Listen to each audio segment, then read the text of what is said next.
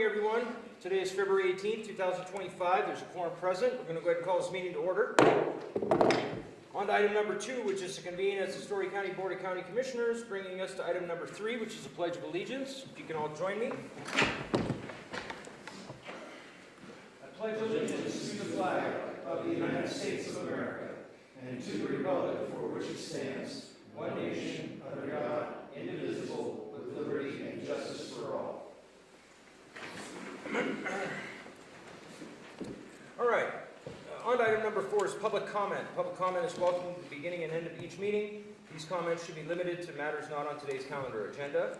Public comment is again welcomed after each item on the agenda, and those comments should be limited to the agendized topic. Public comment is limited to 3 minutes per individual. With that said, is there any public comment in the courtroom today?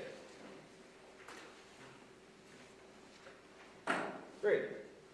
Moving on to item number 5, which is discussion for possible action. Consideration and possible approval of the agenda for February 18, 2025 meeting. County Manager Osborne, are there any changes to today's agenda? There are not. All right. Commissioner Gilman, do you have any questions or comments about the agenda today? No. Vice Chairman? Looks good to me. All right. How about public comment on the items on today's agenda? Not seeing any. Vice Chairman, you prepared to make a motion? Yeah, I move to approve today's agenda as presented. There's a motion. Do we have a second? Second. All right. There's a motion and a second. All those in favor signify by saying aye. Aye. Aye. Aye. Motion passes unanimously. On to item number 6, discussion for possible action, consideration and possible approval of the minutes from the January 21, 2025 meeting. Commissioner Gilman, questions or comments about those minutes? No. All right. Vice Chairman? Good, thanks. Okay. Is there any public comment regarding those minutes? Not seeing any. Vice Chairman, you prepared to make a motion? I move to approve the minutes from our January 21st, 2025 meeting as presented. Second. There's a motion and a second. All those in favor signify by saying aye. Aye. Aye. Aye. Motion passes unanimously. On to item number 7 is today's consent agenda. Commissioner Gilman, any questions or comments about today's consent agenda? No, thank you. All right, Vice Chairman? I'm good, thanks. Okay. How about public comment? Not seeing any. Vice Chairman, you prepared to make a motion? Yeah, I move to approve today's consent agenda as presented. Second. All right, there's a motion and a second. All those in favor signify by saying aye. Aye. Aye. Aye. Motion passes unanimously. On to item number 8. This is discussion only. No action, no public comment will be taken. These are committee and staff reports, and we're going to kick things off as we always do with the Sheriff's Office. Nothing just yet. Later on. Thank you, Sheriff. How about the Fire Protection District? Good morning, Commissioners. Just a real brief one. We're going to start some slash pile burning today. It will go through Thursday. Smoke will be visible. It is in the Virginia City Highlands. So small piles. We got good moisture out there. Everything looks great. So I'll answer any questions you may have. Great. Thank you for that, Chief. Commissioner Gilman, any questions for the Chief? No, thank you. All right, Vice Chairman? Thank you, Chief. Moving right along to Public Works, I believe, we got Mike.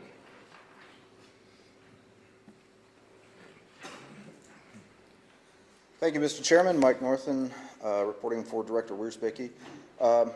Snow removal in progress today on B, D, and E streets, and then on to the smaller streets today.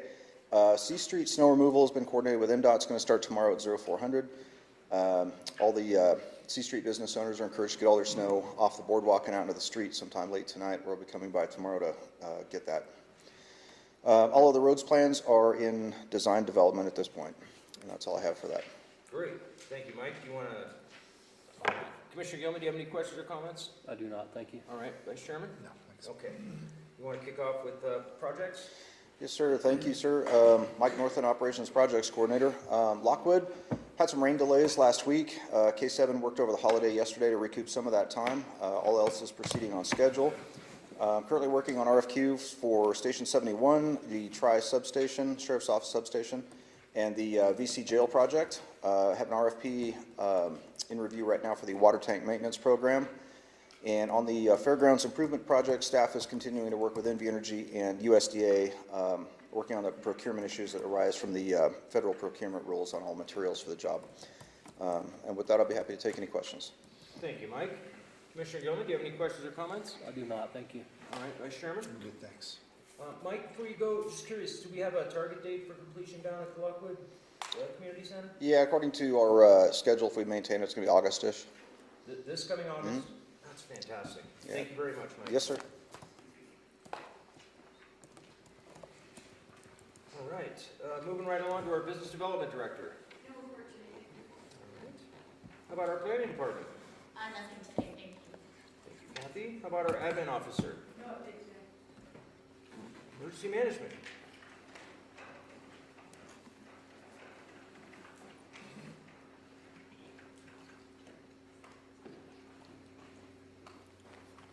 Morning, Commissioners. Adam Wilson, Director of Emergency Management, for the record. A couple of quick updates. This last week, the emergency management staff was at the Nevada Emergency Preparedness Association Summit, where myself and Tristan, the EM analyst, were given our Certified Emergency Manager certificates, which is a great accomplishment for our office and furthers our professionalism that we brought to the county. And the first week of March, we'll be speaking at the Carson Watersheds Forum over at the Governor's Mansion. A reminder that next Tuesday, February 25th at 6 p.m. at Piper's is the Public Safety Town Hall with myself, the Fire Chief, and the Sheriff. We encourage residents of VC to come out for that. We're meeting about quarterly right now with the Insurance Commissioner for the state of Nevada within emergency management, to try and work through those conversations with the insurance companies on how we can help the resiliency, any sort of mitigation definitions, things like that, to help our residents be able to maintain insurance in the state. More to follow on that as we continue those discussions. We're also working with the Fire Chiefs Association on those. The state is going to start staging resources in each of the regions. So we'll have one in Carson City. These are going to be trailers that are going to have mass casualty response kits. So more to follow once we get some better direction on those, but that's another great resource coming our way. And then statewide, we've made the decision to move to a standardized language for evacuations. That was a lesson learned out of the fire in Washoe County, where they had different phrases for evacuations in Washoe Valley and in Verdi, and it caused a lot of confusion. So now statewide, the terminology that's going to be used is ready, set, go. That's something that came from the Fire Association. That's something they push, so we're going to push that across to EM in the state. So ready, set, go is our official terminology for any evacuations now. And finally, OSHA dropped new compliance at the end of January. This is for heat illness prevention. And so we are working on that plan now, and we'll hopefully have that in front of the board in the next month. They will begin enforcement on that April 29th of this year on heat illness prevention for employees. So more to follow on that one as well. It's a very robust plan, so it is a little time consuming, but we're scrambling to get it in place before that deadline. And that is all I have. I'll take questions. Great, thank you, Adam. Commissioner Gilman, do you have any questions or comments for Adam? I do not, thank you. All right, Vice Chairman? Thank you. Okay. Adam, that event at the Governor's Mansion, is that open to the public, or is that limited seating? It's a reservation based through the Carson Watershed Subconservancy District. If you go to their webpage, it's on there. Okay, so we can get tickets if we want to go up and watch you do your thing? Yeah, it's a 2-day event, Monday and Tuesday. Double check the date. Do you know when you're up there speaking? Monday. Time? I believe 10 a.m. is when we were slotted to speak. Great. Awesome. Well, thank you for the update. Thank you. And congratulations to the both of you, by the way. Moving right along to the BCTC.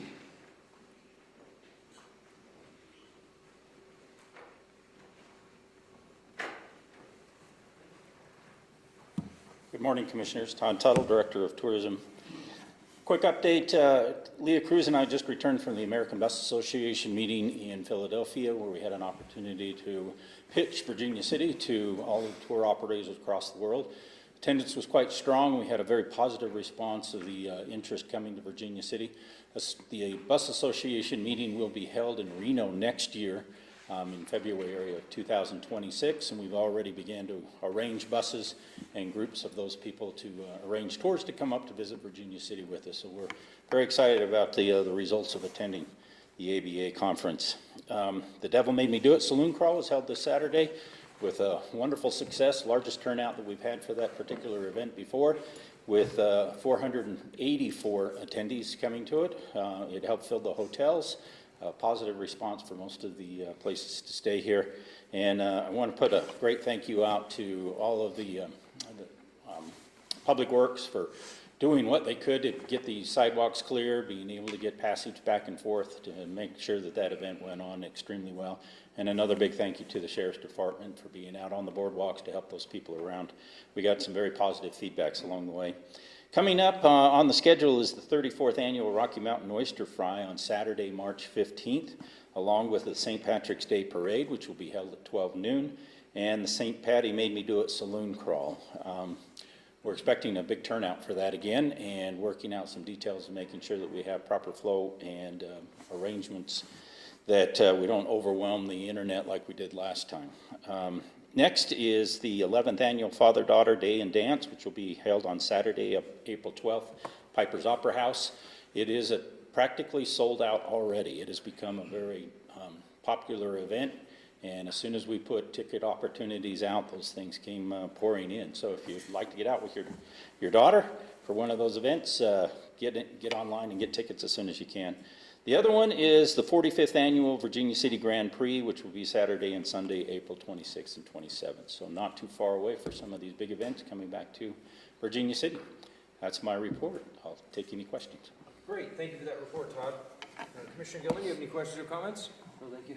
Mr. Chairman? Okay, thanks. All right, appreciate the update.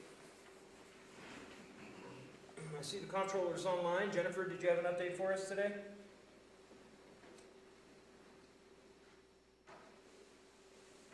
Nothing at this time, thank you. Thank you, Jennifer. How about the assessor's office? Nothing today, just later on. Okay. Health and Community Services.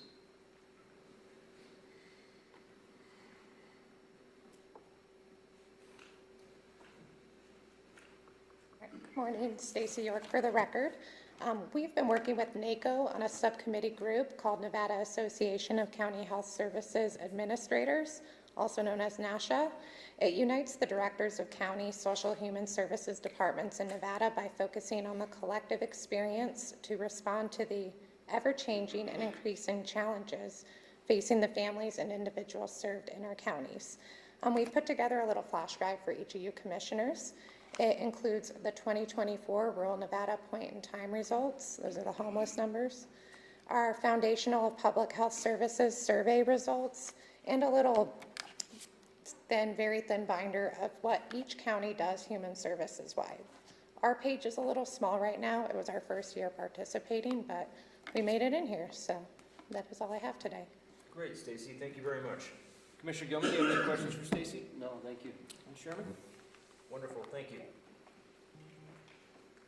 Thank you so much. Thank you. All right, how about our recorder's office? Nothing today, thank you. All right. Brandy's not back there, is she? No. How about community development?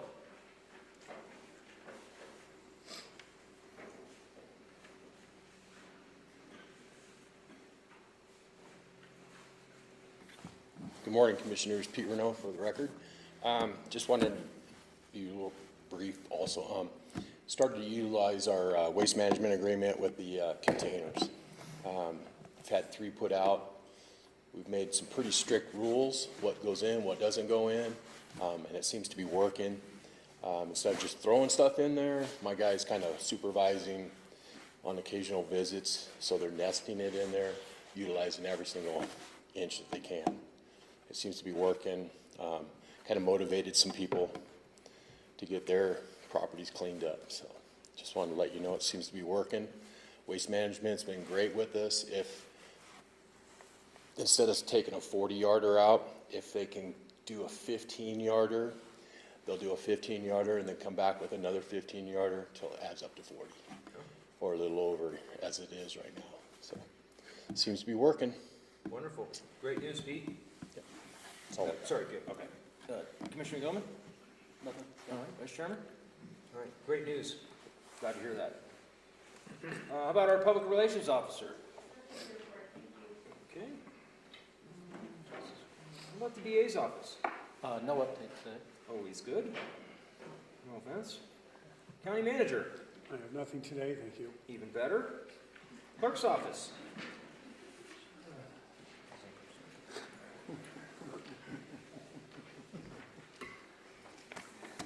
Jim Hindle, Clerk and Treasurer for Storey County. Just want to say for those online watching us through Zoom, we have 16 viewers at the moment, and welcome. And if there is anything, feedback that allows us to improve the stream, please send that to the clerk's office, clerk@storeycounty.org, and we'll do what we can to improve that. This is the first meeting that we've had the stream up and running, so bear with me as we get this going. I never thought I'd be a technical AV engineer running all the things we do for these meetings, but it's a step forward for Storey County. We will also have those streams as a recorded record on YouTube, so people can go watch them after the fact or at any time when they want to catch up on what happened at the commissioners' meetings. So we're taking a step forward there. And that's why, thank you everybody for your patience this morning as Mr. Chair got us going. It takes me a minute to concurrently get our system here in the courtroom connected with the stream, and so that will delay us for just a moment there. We don't need to record a lot of the goings on before we get things going. So thank you for your patience on that, Mr. Chair. I also wanted to follow up on a conversation we had at the last meeting when we were talking about legislative bills and impacts on Storey County. One of the things we talked about was district court, the bill pending that we all expect to be approved that's going to add a judge to the 1st Judicial District. We will have 3 judges. That is driven primarily by the fact that Carson City's total population has exceeded a limit, which requires them to add an additional judge. But that impacts the 1st Judicial District as a total, so that impacts us as well.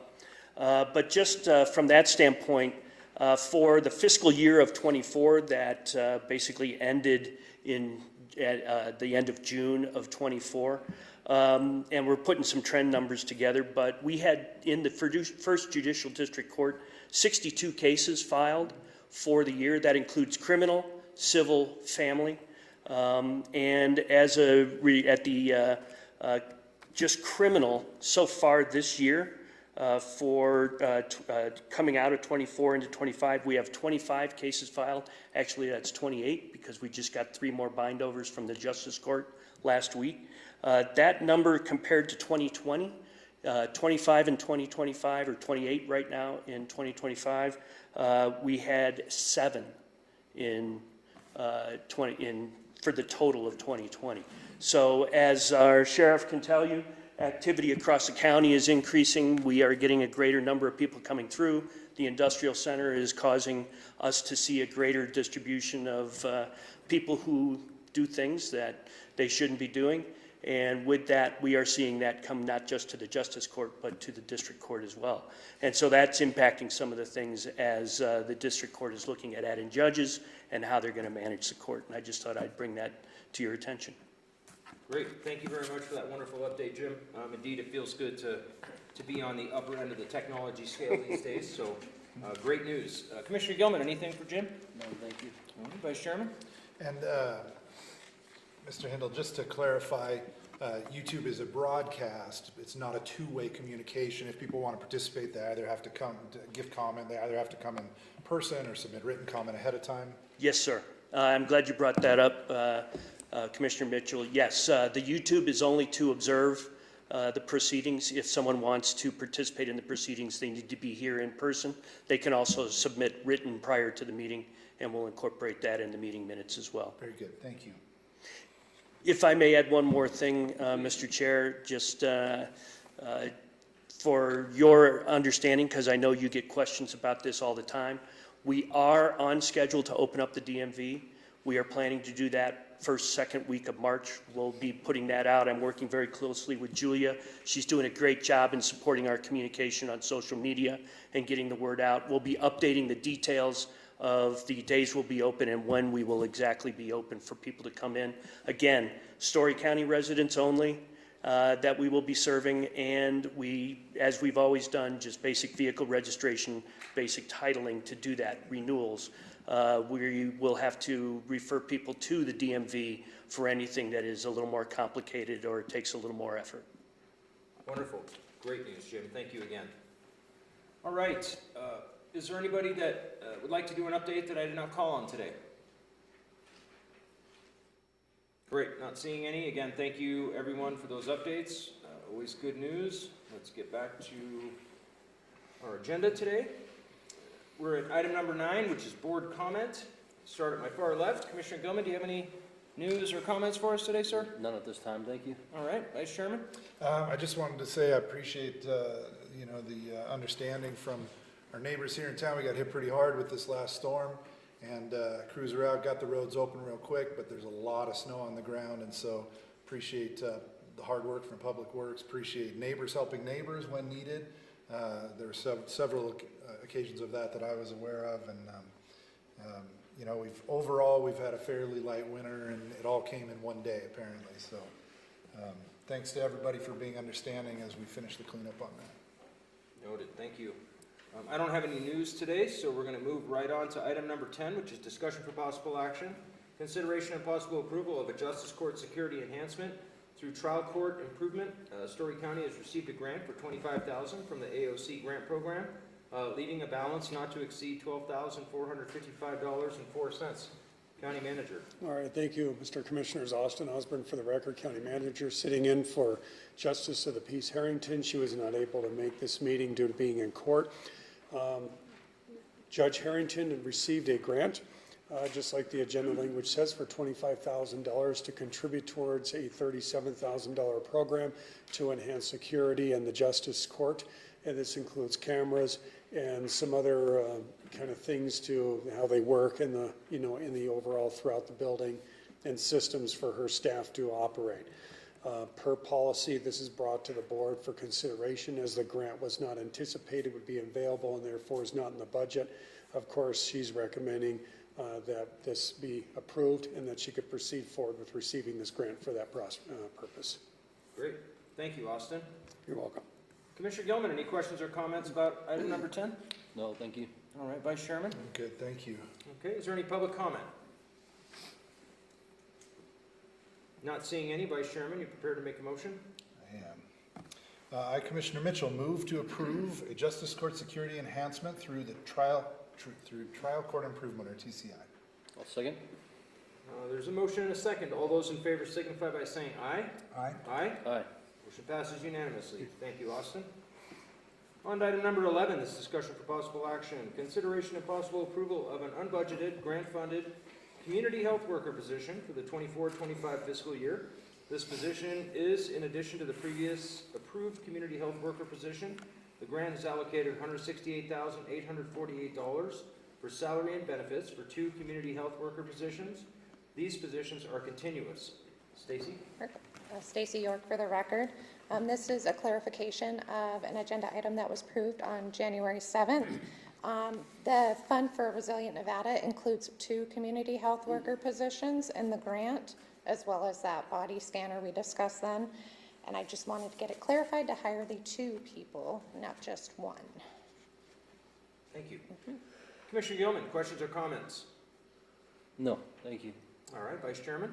Good, thanks. Is there any public comment? Not seeing any. Vice Chairman, you prepared to make a motion? Yeah, I, Commissioner Mitchell, move to approve the unbudgeted grant-funded community health worker position for the 2024-2025 fiscal year. Second. There's a motion and a second. All those in favor signify by saying aye. Aye. Aye. Aye. Motion passes unanimously. Thank you, Stacy. On to item number 12, discussion for possible action. Approval of a contract extension for Mark Stafford to perform tax appraisals for Storey County Assessor's Office. The contract term is for approximately 3 years. The contract rate is between $75 and $150 per hour, as outlined in the attached packet. Assessor Seddon. Good morning. Janice Seddon for the record. Mark Stafford, this is an extenuation of his contract. Mark Stafford has actually been contracted with Storey County since 2001. He primarily does the appraisals for the industrial park, where he also like any boards of equalization, that's all part of it. If he does the evaluation, he does the boards of equalizations. So this is just an extension of the contract that has been in play for 24 years. So if you have any questions? Great, thank you, Jana. Commissioner Gilman, anything? No, thank you. Vice Chairman, anything? Good, thanks. How about public comment? Not seeing any. Vice Chairman, you prepared to make a motion? I am. In accordance with staff recommendation, I, Commissioner Mitchell, move to approve the contract extension for Mark Stafford to perform tax appraisals for the Storey County Assessor's Office. Second. There is a motion and a second. All those in favor signify by saying aye. Aye? Aye? Aye. Motion passes unanimously. Thanks, Jana. On to item number 13, this is discussion for possible action. Consideration and possible approval for a special use permit. The applicant's request of a special use permit to allow for additional building height beyond 75 feet allowed by the applicable zoning ordinance. The applicant proposes the maximum building heights to be approximately 120 feet to accommodate anticipated multiple-story buildings with needs for additional ceiling height for each story. Special use permit request is for a maximum height of 125 feet to allow for a buffer as the final equipment and building designs have not yet been completed. The additional height will apply to the 3 contiguous parcels of land where multiple buildings are anticipated to be constructed. The property is located within the Tahoe Reno Industrial Center at 2300 Peru Drive, McCarran, Storey County, Nevada. Assessor's parcel number 005-012-24 and 005-012-25 and 005-012-26. Kathy? Yes, thank you. So Kathy Canfield for the record. So this is a request for a use for the additional height. It is a proposed data center area, and it's very similar to the other data center projects that we've had in the Tri-Center. Previously, when the Tri-Center was first starting and these uses were coming up, everybody was kind of having a big footprint on the ground. Now they're looking at other methods of how to develop these, and they're going up. So this one is a request for 125 feet. They thought they needed 118 to 120, but we're adding a little bit of a buffer so that we don't have to come back because they found they went a foot over as their design finishes. This is very similar to the property next door, which a special use permit for additional height was granted for 125 feet, so this is very consistent. We've had some other ones out there in the Tri-Center for 122 feet. Tesla, which is not a data center, but had 115 feet for some of their things. And just to kind of visualize what this was, Fulcrum that's out there, the equipment stuff goes up to about 178 feet. So kind of gives you an idea of kind of what kind of height we're talking about. As this is consistent with all the other uses that we've had going on there, staff doesn't have any concerns with that additional height and is recommending approval. The Planning Commission heard this at their past meeting and recommended unanimously approval. So. Great, thank you, Kathy. Commissioner Gilman, do you have any questions or comments? Out of an abundance of caution, I'm going to abstain from this item. Fair enough, thank you, noted. Vice Chairman? I don't have any questions, thank you. Okay, is there any public comment? Not seeing any. Kathy, would you care to read the findings at this time? Sure.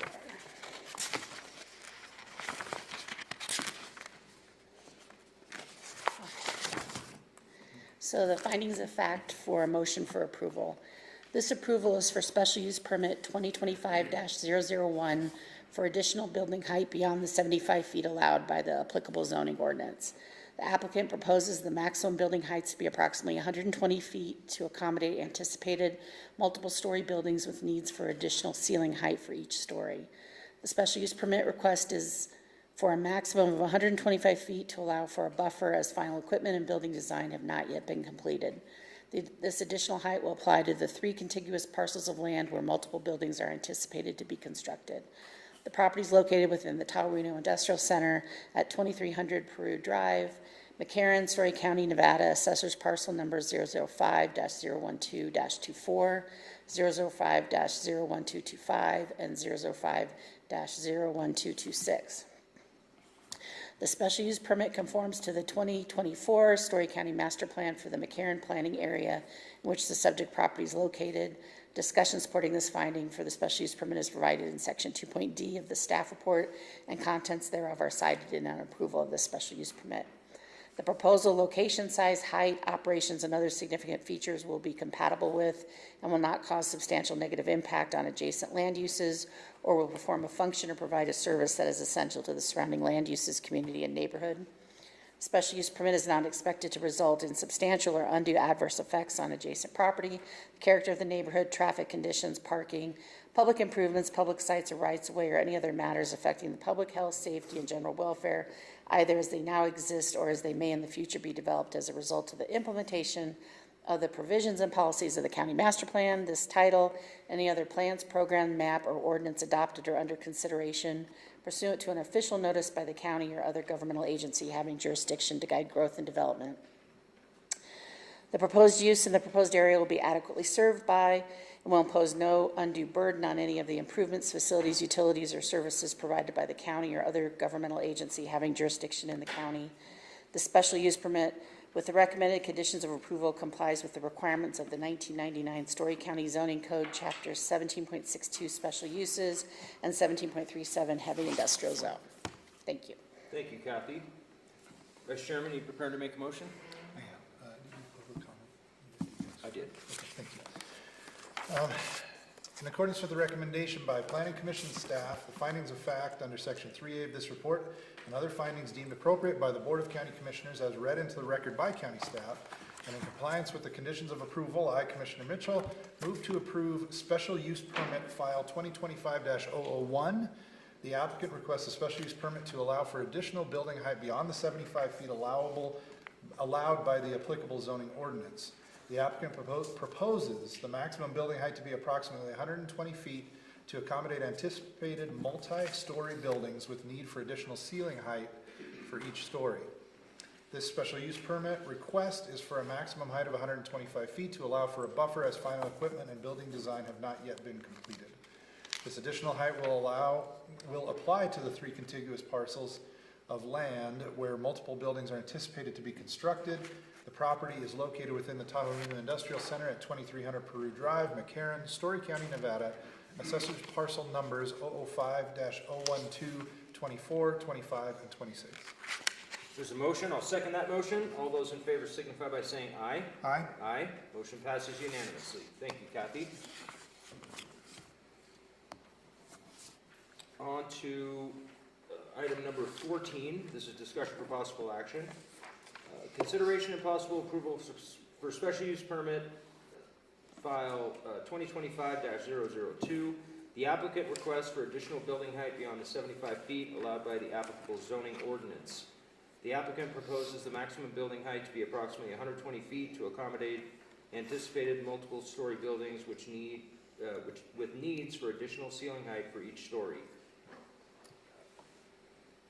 Deputy DA Brown, is it sufficient that I can cut it off there? Yes. Thank you. All right. We've read it 3 times so far, so I figured take one away. Kathy? Thank you. So this is very similar to the previous one we just heard. This is property that's located just to the north of those other 3 contiguous parcels. To kind of lay out, this is the land that's kind of behind the cement mix place off of Peru and Ireland. This was heard by our planning commission and they recommended unanimously for approval. I probably should mention too, notices were sent out to adjacent property owners and we didn't hear anything no comments were received from anyone. Great, thank you, Kathy. Commissioner Gilman, questions or comments? Out of an abundance of caution, I will abstain from this item. Thank you. Vice Chairman? I don't have any questions, thank you. All right. Is there any public comment today?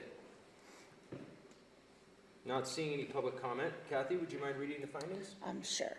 So the findings of fact for a motion for approval. This approval is for special use permit 2025-002 for additional building height beyond the 75 feet allowed by the applicable zoning ordinance. The applicant proposes the maximum building heights to be approximately 120 feet to accommodate anticipated multiple story buildings with needs for additional ceiling height for each story. The special use permit request is for the maximum height of 125 feet to allow for a buffer as final equipment and building design have not yet been completed. This additional height will apply to the 2 existing contiguous parcels of land where multiple buildings are anticipated to be constructed.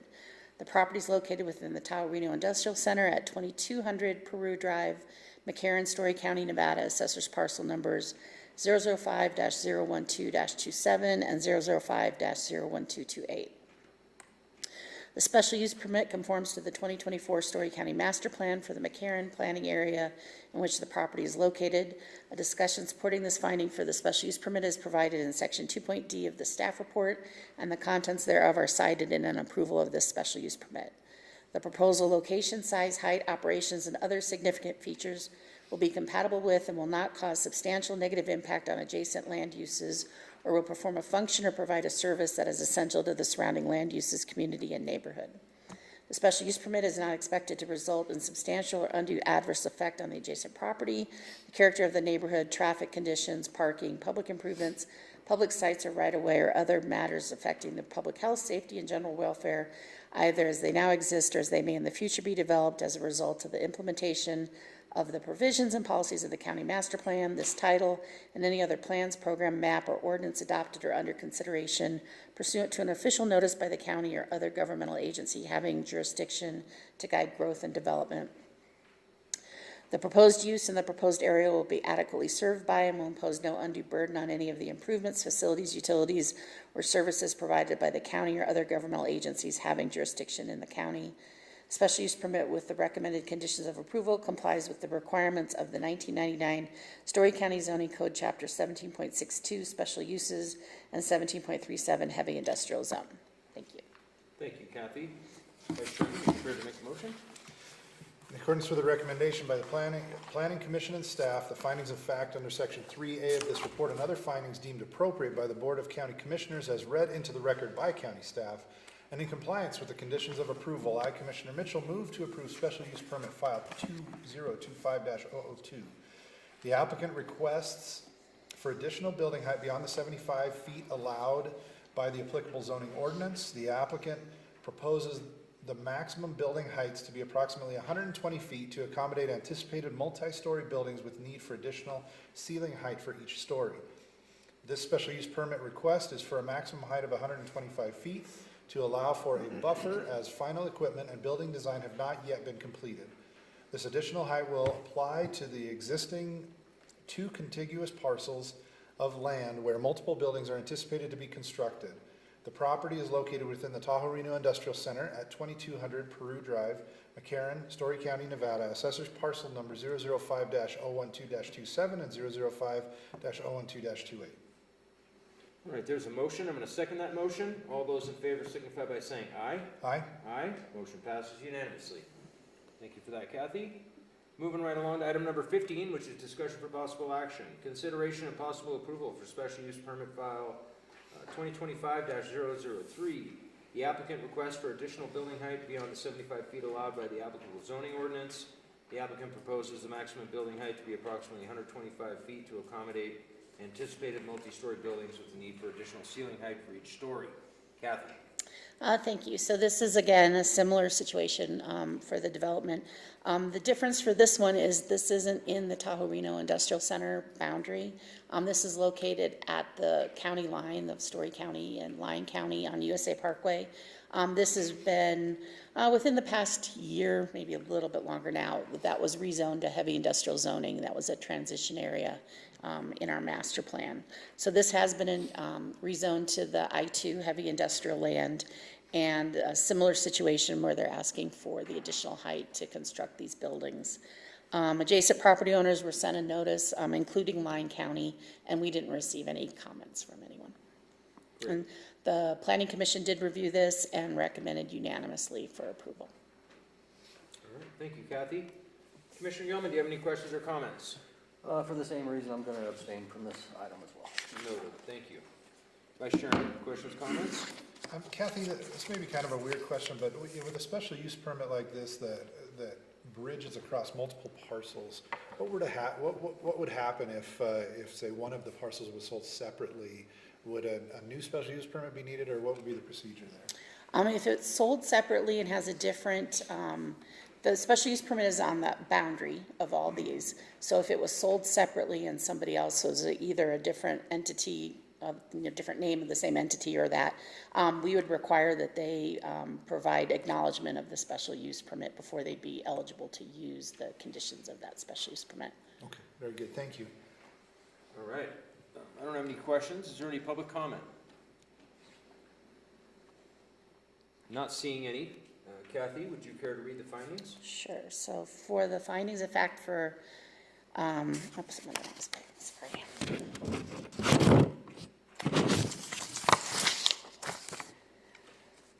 Findings of fact for the motion for approval. This approval is for special use permit 2025-003 for additional building height beyond the 75 feet allowed by the applicable zoning ordinance. The applicant proposes the maximum building heights to be approximately 120 feet to accommodate anticipated multiple story buildings with needs for additional ceiling height for each story.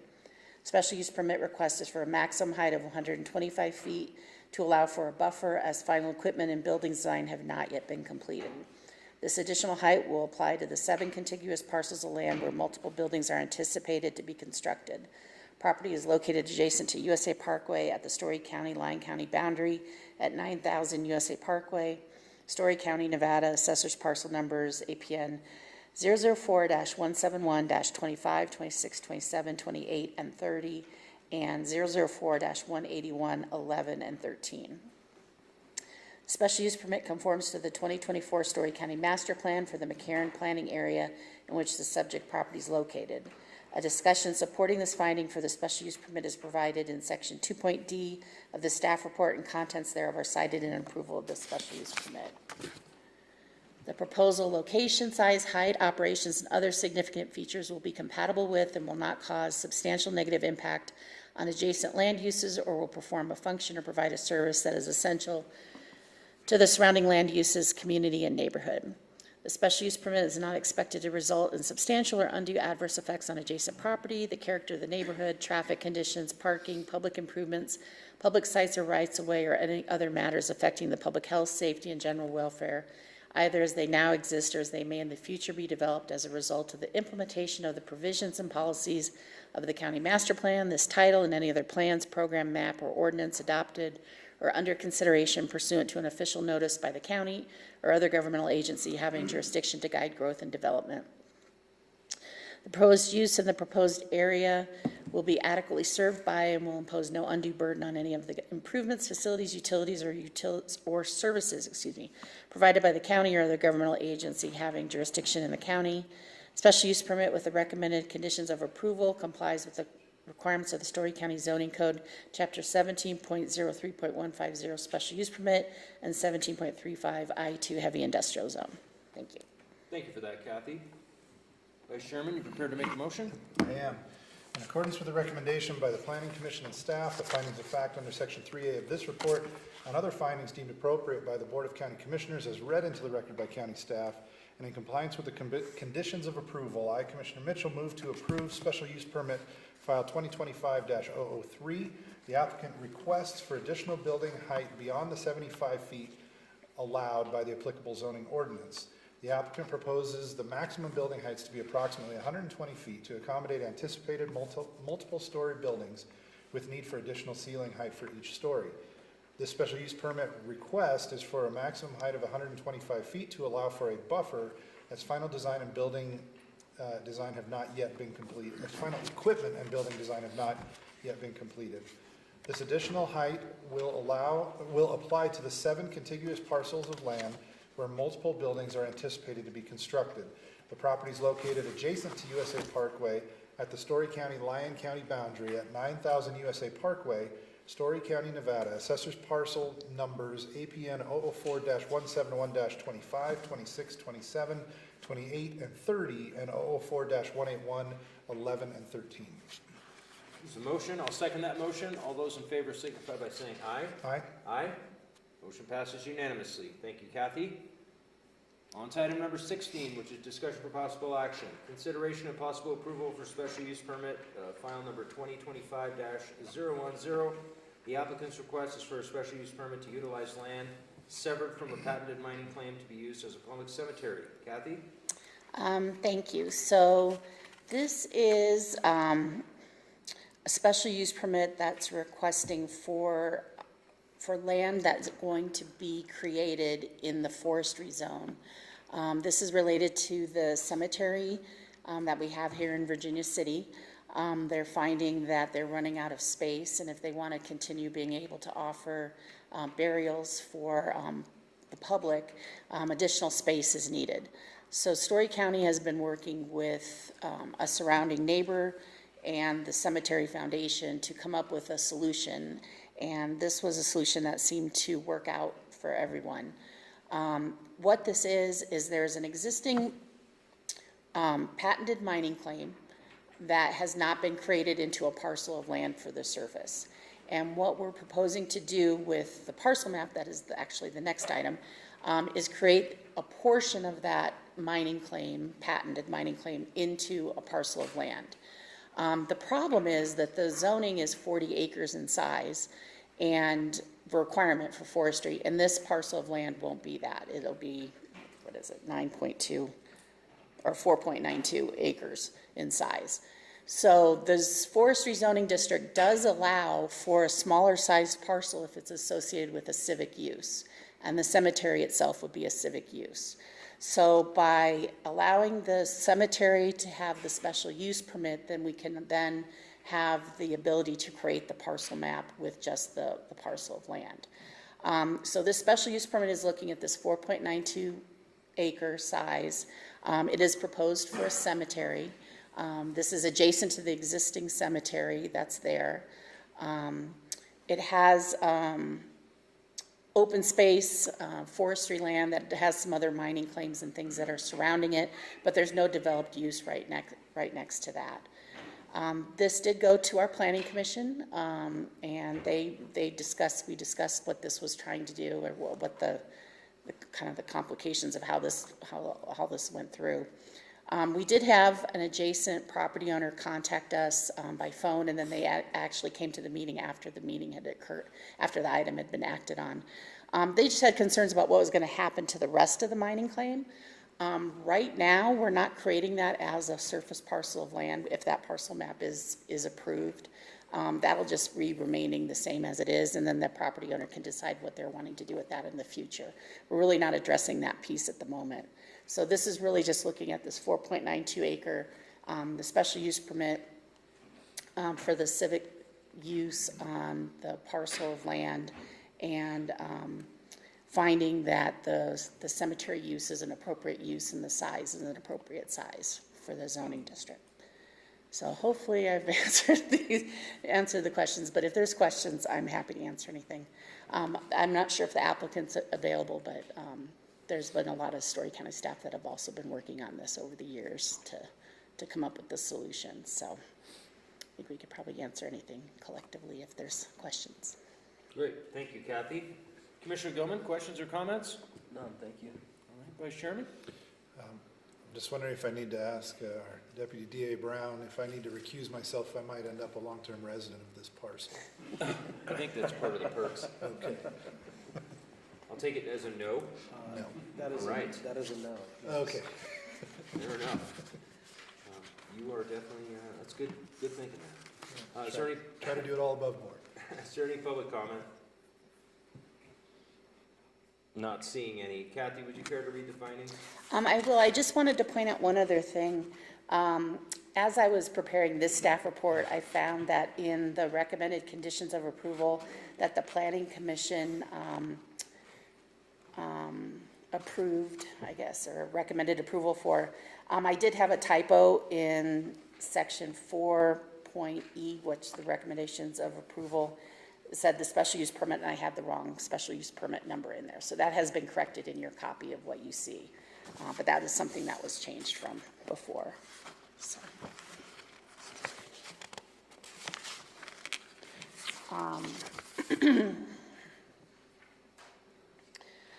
Okay, so the findings of fact for a motion for approval.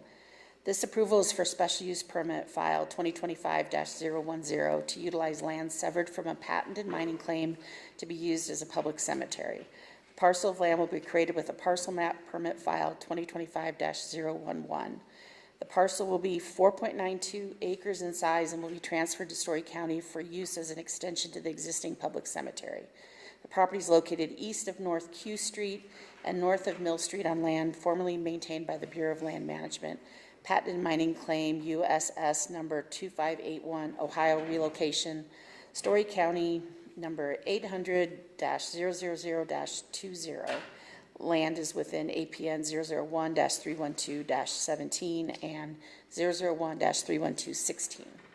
Proposed project complies with the general purpose, goals, objectives, and standards of the county master plan, this title, and any other plan, program,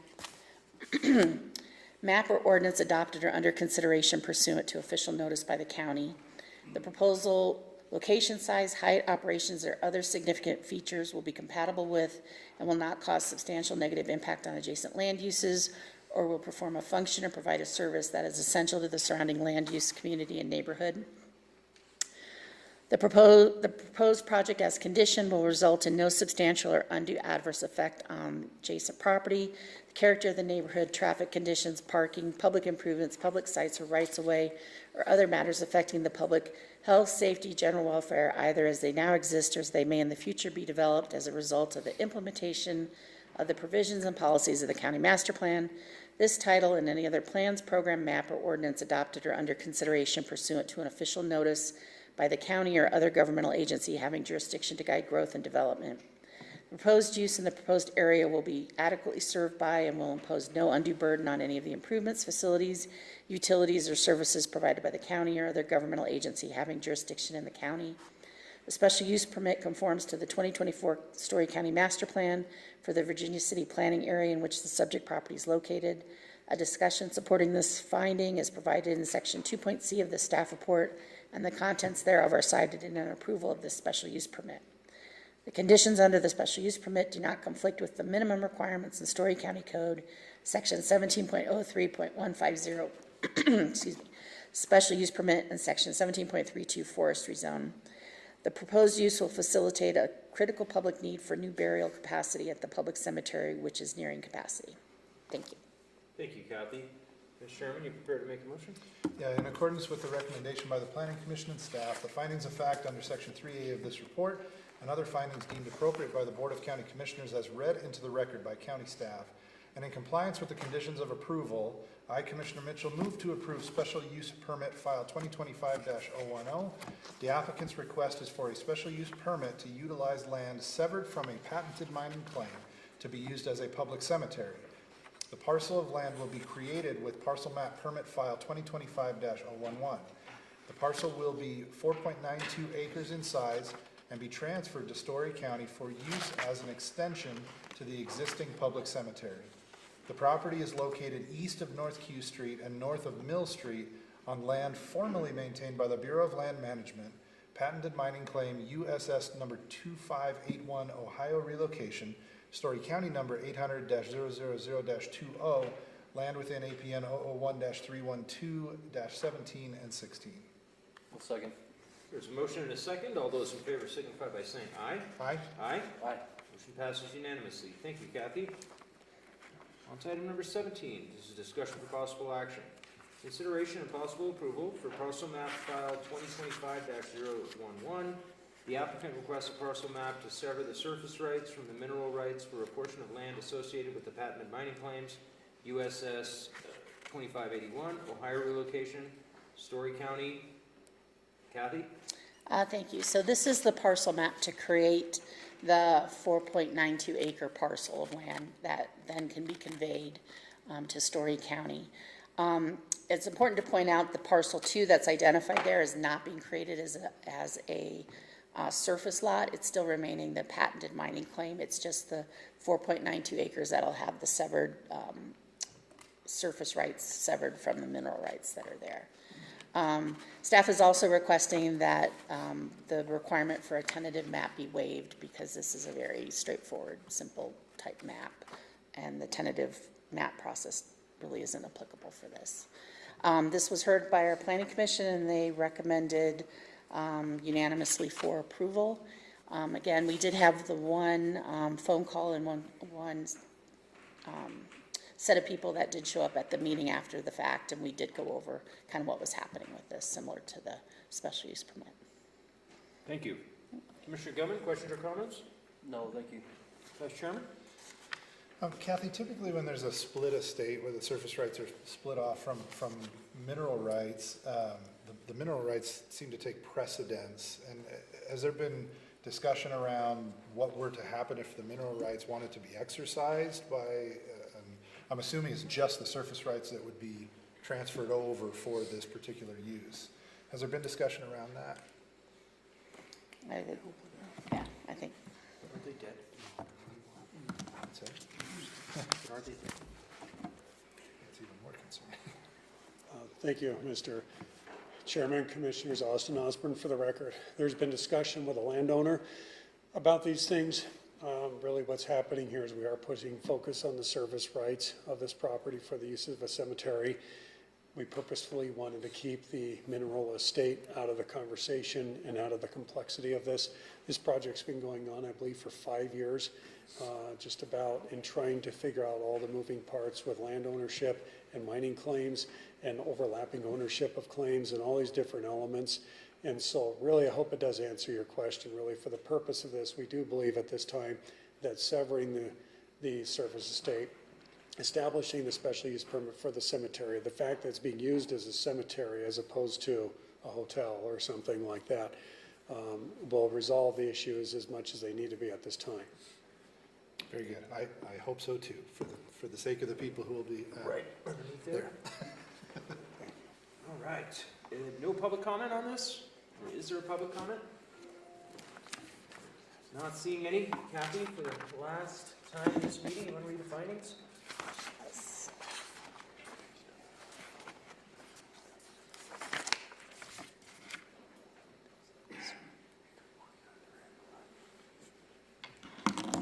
Okay, so the findings for the parcel map.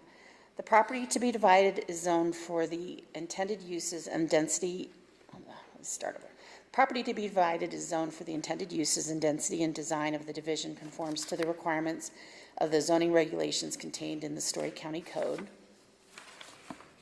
Or I'm sorry, I'm starting the wrong spot, I'm sorry. Problem? Erase that. Okay, so this approval is for a parcel map to sever the surface rights from the mineral rights for a portion of land associated with the patented mining claim USS number 2581, Ohio relocation, Storey County number 800-001-20. The severance of the surface rights from the mineral rights will create a proposed surface parcel of approximately 4.92 acres in size. Once created, the parcel will be transferred to Storey County to be utilized as part of the existing Storey County Cemetery. The property is located east of North Q Street and north of Mill Street on land formerly maintained by the Bureau of Land Management, patented mining claim USS-25-2581, Ohio relocation, Storey County, number 800-000-20, land within APN 001-312-17 and 001-312-16. The remainder of the patented mining claim will remain as a mining claim and will not sever the surface rights, and a second parcel of land will not be created. Parcel map complies with NRS 278.461 through 278.469 relating to parcel maps in Chapter 16.30 of the Storey County Code, including the specific criteria outlined in Section 2.D of the staff report.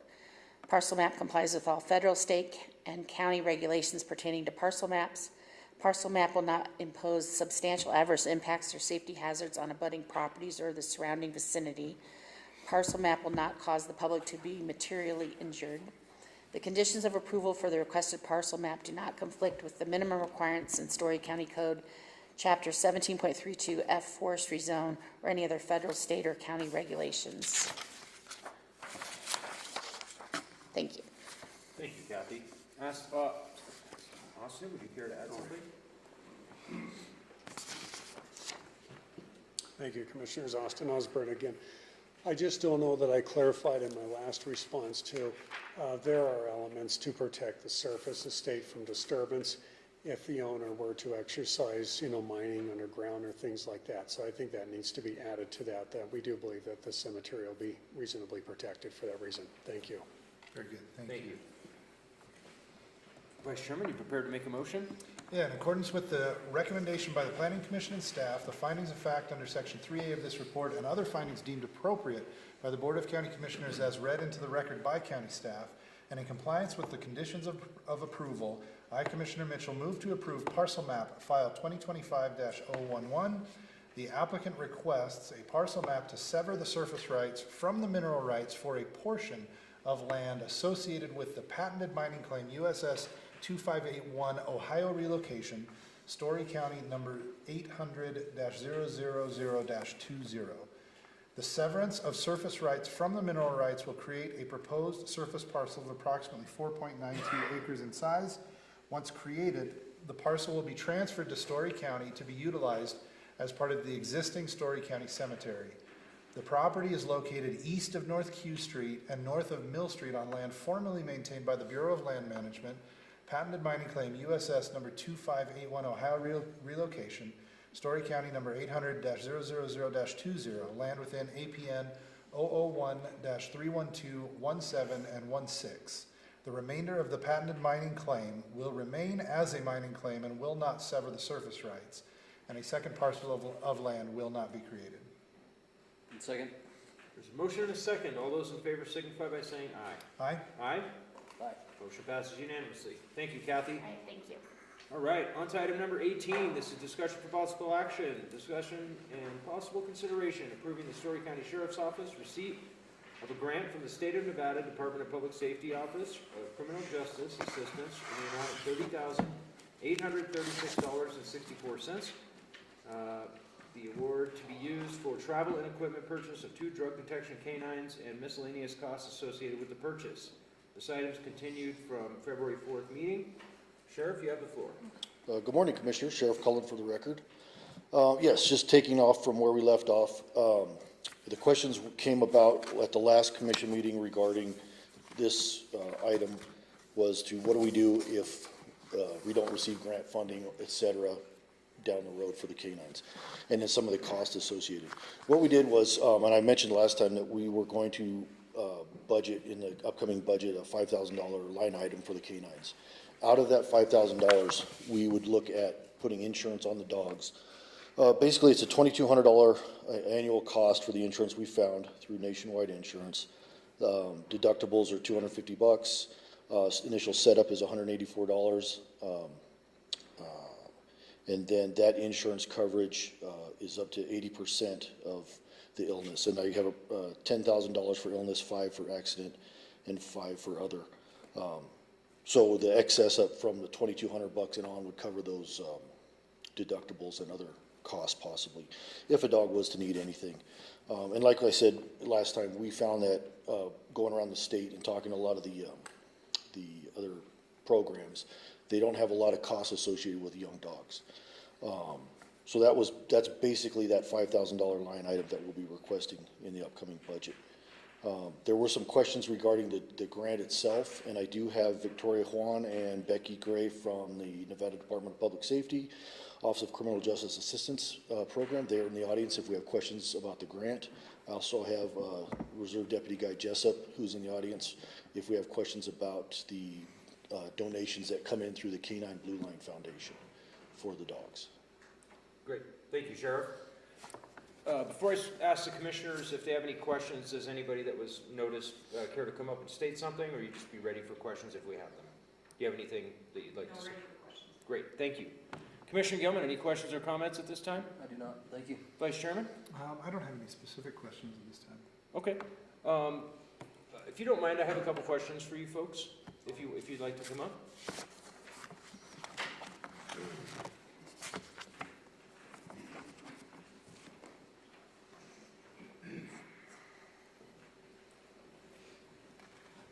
Appreciate you taking the time to be here today. It's obviously a new venture for Storey County. One of the questions I had, and I don't know if you have the answer for, but so this grant of $30,000, is that a number that you folks have come up? Is that roughly the average cost, the yearly cost, to essentially keep this dog on the force? I believe that $30,000 was a combination of the dog, cost for the dog, and some of the training for the Storey County law enforcement officers. Gotcha. And it's also for their training, for their drug task force to go out and be trained as well. So the 30,000 just came from what Vaughn Kennels gave them as a quote, and then also the training that was discussed in their application in Sacramento. It's called Snowbird. Okay, and if you don't mind stating your name for the record, and then once you're done, you'd have to do the same, please. Becky Gray, Department of Public Safety, OCJA for the record. Thank you. Victoria Howen, Administrator of the Office of Criminal Justice Assistant, Department of Public Safety. Great, and for our folks taking minutes, the lady who just gave her name was actually the first person that spoke. Again, what I'm looking for, my concern was if the grant went away, is there a recurring cost that you've seen at other departments that we can prepare the taxpayers for? Because you understand what I'm asking? Absolutely. That would be the answer I'm looking for. Becky Gray for the record. So as far as that, and we have reached out, we have gotten other canine units started for other agencies, and it really kind of depends. We've done it for Mineral County, we've done it for Lincoln County as well. Mineral County had some caveats that they had a relationship with a vet, so they gave them discounted prices if the dog, ever needed any shots or whatnot, or any care. As far as dog food, I know Mineral County also, because the dog is retiring with the handler, because he was very specific about what food that he wanted the dog to have, he just went ahead and purchased it. So it really is, for us, this is just basically the purchase of the canines, the training of the canine and the handlers, and then the training on the side. After that, then we would expect that the ongoing care of the dog would be with Storey County. Got it, but there's no rough number to that. We've heard different. Oh, go ahead. Yeah, I'm Victoria Howen for the record again. What we heard is a range of about maybe $2,000 for the food, but a lot of, like she said, a lot of communities have a lot of dog lovers, and there are a lot of donations pouring in for the dog food and stuff like that, but we see it kind of as a minimal cost to maintain the dog going forward. Do they normally go to training every year? No, they're recertified, but they're not. Okay, great. Yeah. So really, what we're looking at, for the taxpayers that are listening, once this grant is over, so it's for 1 year, right? It's the initial grant. Correct. We'll get the dog. The taxpayers can expect to spend somewhere, barring there's no accidents, somewhere in the neighborhood of $5,000 a year, let's say. Vet dog, vet bill, dog food. That's really what I'm looking for. And and Becky Gray for the record, that's a little bit on the high side. Okay. Lincoln County, I think, came back with about $1,200 for their dog. And that includes, and they had a $500 extra reserve for any, vet hiccups that they weren't anticipating. So it really is for what it's giving back to the community. It really is a minimal of what it's spending. It doesn't sound like much at all. Yeah. So wonderful, thank you. I know Guy Jessup is still here, or did he just step out? Oh, there you are. Is there anything you wanted to add at this time, Guy? Yeah, I think I could just reiterate some of her facts. And don't forget to just state your name for the record, please. My name is Reserve Deputy Guy Jessup with the Storey County Sheriff's Office. We also put together a nonprofit foundation called the Blue Line Canine Foundation to help supplement the costs of the canines for those ongoing monthly costs and yearly costs associated with that dog. Great. I think that estimate of $5,000 is a very fair and honest estimate of what it's going to cost to maintain these dogs throughout a year. And then we also have the supplemental side of the Blue Line Canine to help with additional costs associated with the dogs. And is the Blue Line just for Storey County, or is this like a statewide thing or nationwide thing? The Blue Line Canine Foundation is put together specifically for the Storey County Sheriff's Office. The board of the Blue Line Canine are some members of the community, as well as members of the Sheriff's Office, from administration down to line deputies as well, that make decisions based on the canine. And I can also answer the fact on food.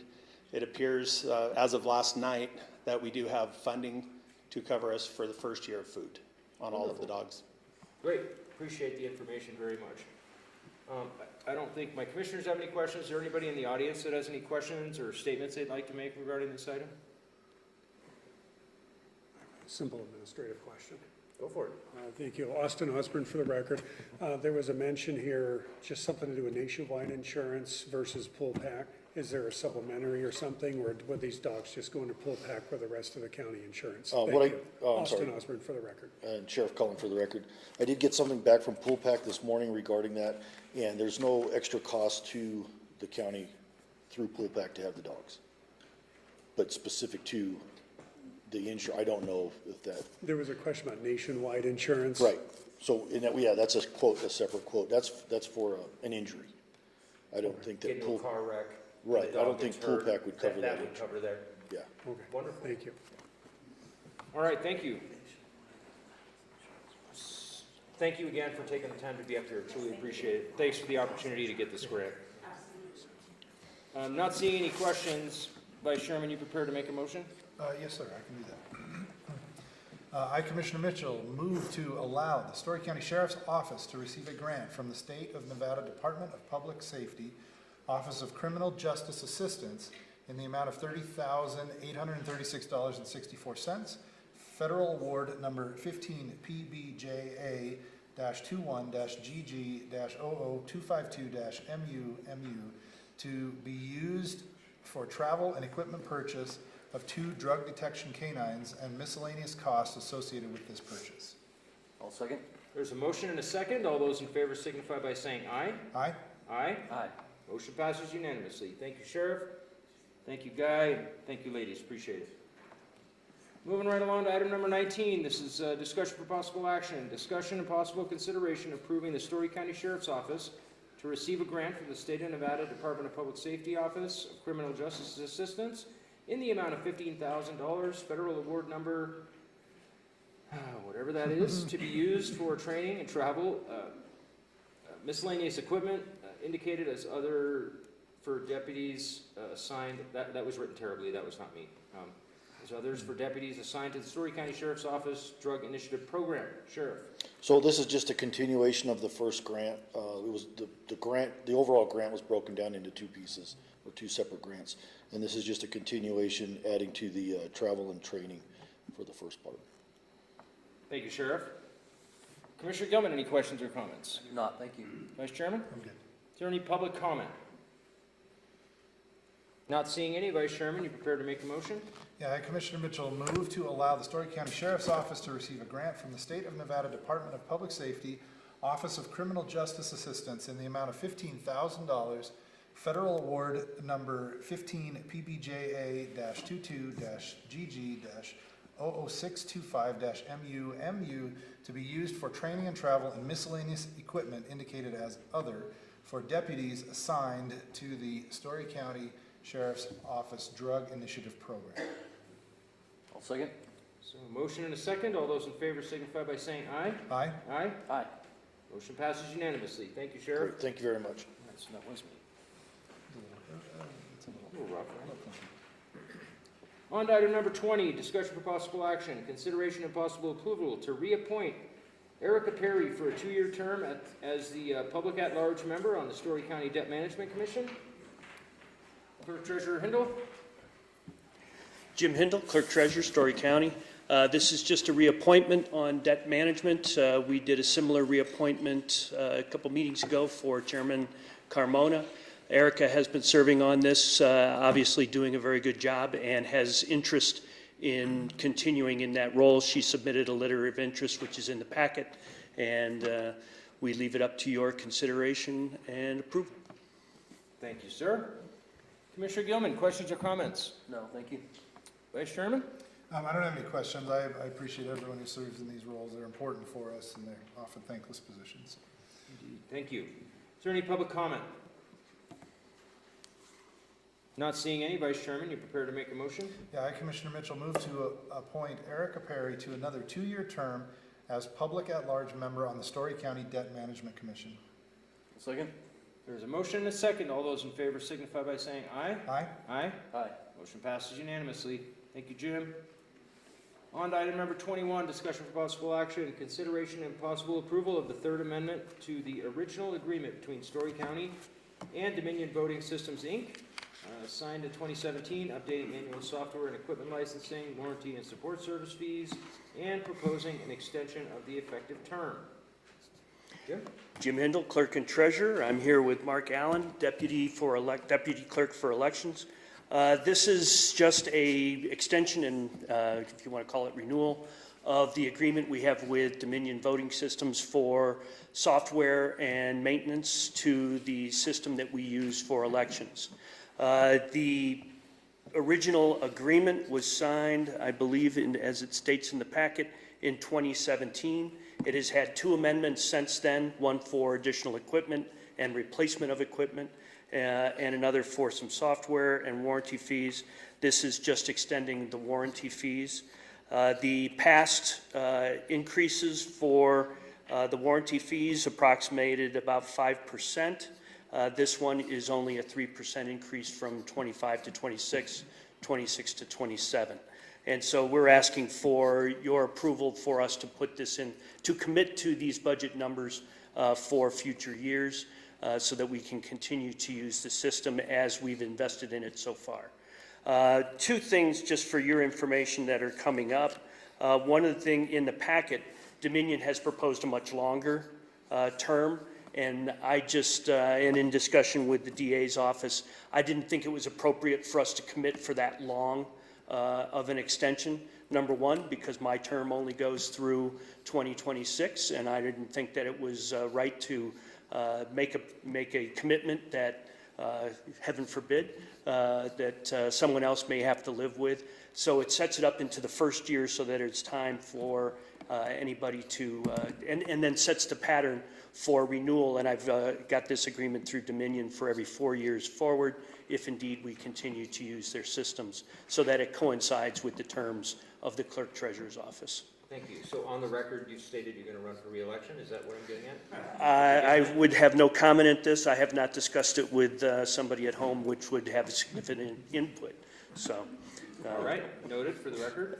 The second point that I wanted to make is that there is, one of the things that's coming up, there is a brand new federal standard for security protocols and software for elections equipment that is being finalized, hammered out, and then the Secretary of State's office is working with election equipment vendors in order to approve. So we cannot use an election equipment vendor that is not approved by the Secretary of State's office.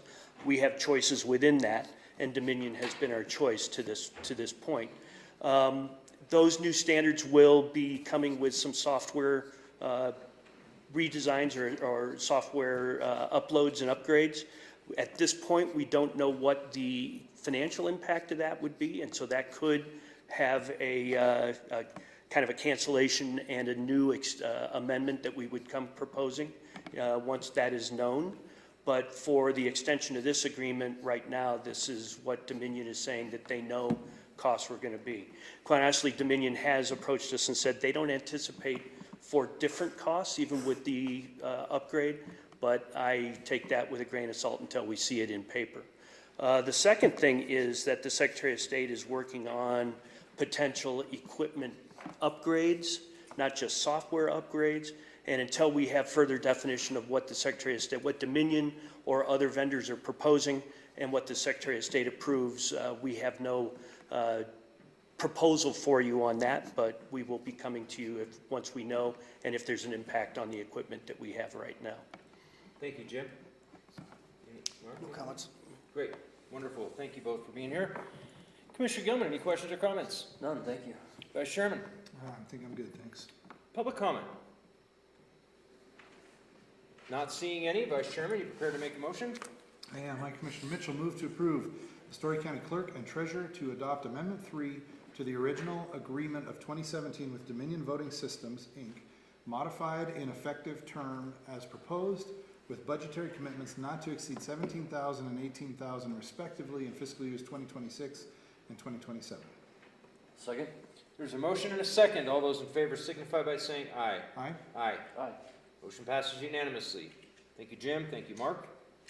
Moving right along to item number 22, discussion for possible action, consideration and possible approval for Storey County Emergency Management to purchase road safety barriers in the amount of, how much? $99,536 to protect special events and emergencies in the county from vehicles. Adam. Good morning, Commissioners. Adam Wilson, Director of Emergency Management, for the record. Following the recent attacks in New Orleans, along with across the nation, the Sheriff and I have been looking at this for quite some time. The recent attacks that we're seeing have kind of moved this up in our priority list. So we did about a year's worth of studies working with the fire department to ensure we could still get emergency vehicle access, looking at different companies for the viability, movability, and cost benefit. And the proposal in front of you is the most affordable, highest rated barriers that we could find that we can also use across the county for not just special events, but emergencies, road closures, anything. The quote we have is for 4 10-foot modular vehicle barriers. These are the large ones that you most commonly see online. They're kind of an L-shaped barrier. They can stop vehicles traveling at high rates of speed from a direct attack or an accidental. Somebody mixes up the gas pedal and brake pedal, it'll stop that vehicle. These barriers were chosen because they also cause limited damage to the roadway, which was a concern with NDOT's road on C Street there. If there was a collision, some other barriers actually dig into the asphalt and cause significant damage. These don't do that. The other barriers are 28 of the arc stopper barriers. These are kind of the star shape like you see in old World War II movies on the beaches. They're those type. They're cabled together. They come with safety ramps that go over the cables, so that way pedestrian access is still allowed without a tripping hazard. And the perk on those is they're very easily deployable, they're lighter weight, they have the same vehicle stoppage rating, and they can block in a 360-degree direction, whereas the other barriers can only stop a straight on. Working with the county manager and the comptroller's office, we've been able to allocate these funds through different budgets already, including the EM's mitigation budget is able to pay for almost half of this. And then some other budget funds have been able to be located to allocate for this project. And with that, I'll take questions. Great, thank you for that, Adam. I'm just personally looking a few up online while we're talking. Commissioner Gilman, do you have any questions or comments? Yeah, how are these moved around? So we already have a emergency management traffic control trailer. So we're going to place those into that trailer now. Right now it just has cones in it. We're going to move the cones out into another trailer, and it already says traffic control on the trailer, and there's sufficient space. They also come with racks that when the star-shaped barriers, they actually break down so they can stack side by side in these racks. So we'll be getting 4 racks to store all those in the trailer we already own. Okay, so no other equipment needed to move this stuff around? No. Okay, great, thank you.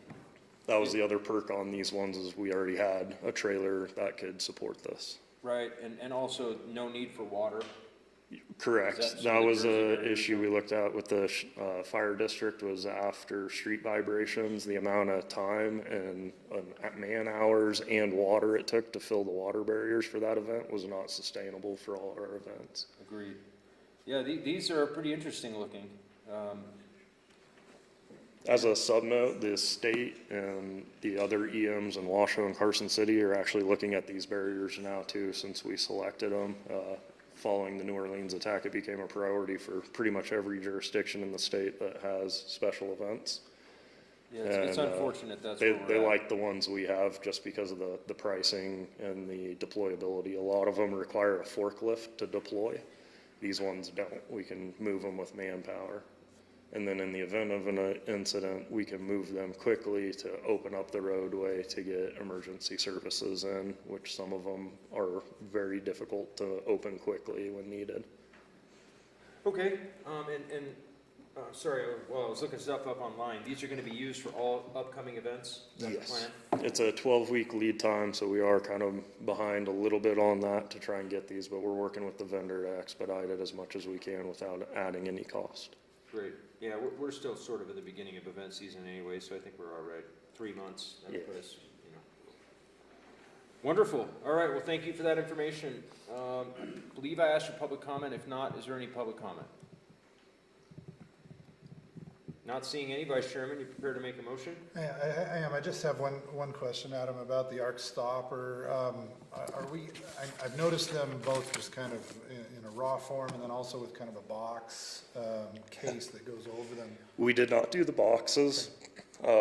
Firstly, the cost of those was $16,000 for each of those units to put the box, and they're basically like a cardboard cover. And then also talking with the VCTC, their concern was people would use those as trash cans and just stack stuff on them. The sheriff's opinion is he liked having the visibility of that barrier out there as well. He didn't want it covered because it does show the crowds coming up that we're doing everything we can to protect that and make it a safe event. And then it also sends that message to anybody with malintent is don't try that here. We're prepared for it. Very good. Thank you. Out of curiosity, I mean, I assume that there's going to be some serious vehicle damage if they run into these things? Yes, to the vehicle it would cause significant damage based on speeds. The higher the speed, the more damage would be inflicted to the vehicle. A low speed, like accidental confusion of gas pedal and brake pedal would be very limited damage. Okay. But a high speed malintent would be significant damage to the vehicle. Gotcha. Okay, well, thank you. Do you have any questions, Commissioner Gillen? No. Vice Chairman, anything else? I'm good, thanks. All right, and I already asked the public if they had any questions. Vice Chairman, you prepared to make a motion? Yeah, I, Commissioner Mitchell, move to proceed with approval for staff to purchase road safety barriers for the quoted amount of $99,536. Second. Motion and a second. All those in favor signify by saying aye. Aye? Aye? Aye. Motion passes unanimously. Thank you, Adam. Thank you, Appreciate the work Commissioners. on this. On to item number 23. Discussion for possible action. Update, discussion, and provide direction to county staff and lobbyists regarding upcoming bills and legislation affecting Storey County. Austin can read the rest. Be happy to, thank you. Give me a moment here. All right, also up, I'm Austin Osborne, Storey County Manager. With us as well as Will Adler from Silver State Government Relations, and of course Helen Foley with Foley Public Affairs, our principal lobbyists that are looking at various bills in accordance with our lobbyist plan, where each of them kind of focus on different things while they work with our elected officials, our team, and our department heads and myself. So kind of what we have here is a request for this board is to go over a select number of bills and then to give us direction on what you all feel. Should we support the bill, be neutral on the bill, or should we oppose the bill? There are going to be a couple here that are posted on this that we're going to probably just ask to maybe just listen to and watch right now or to take no action. So I plan on just giving a short introduction here, and these folks are going to come up, give some explanation, correct any mistakes I make, whatever it might be in these bills. So I'll just start off with the status of Senate Bill 69, Storey County's bill on abatements of the 1.0 and 3.45 category abatement. We were scheduled to have a hearing last week because of the snow that was canceled. It looks like we're going to be scheduled in early March. So we're going to respond to those folks, give a presentation to them with SB 69. I do want to thank both of you for the work that Helen and Will and Alex and your team have done in the legislature. There does look to be some elements of 69 that we're open and willing to having discussions with GoEd and a few folks on. Apparently there's a bit of an audio issue, Austin. You mind speaking a bit louder, please? Okay. On YouTube for the listeners. Okay, I will speak louder. Thank you. And so there may be some elements of that bill that we're open to discussion about, things that might resolve it outside of legislation. Maybe, maybe not, but it's early in the process at this point for Senate Bill 69.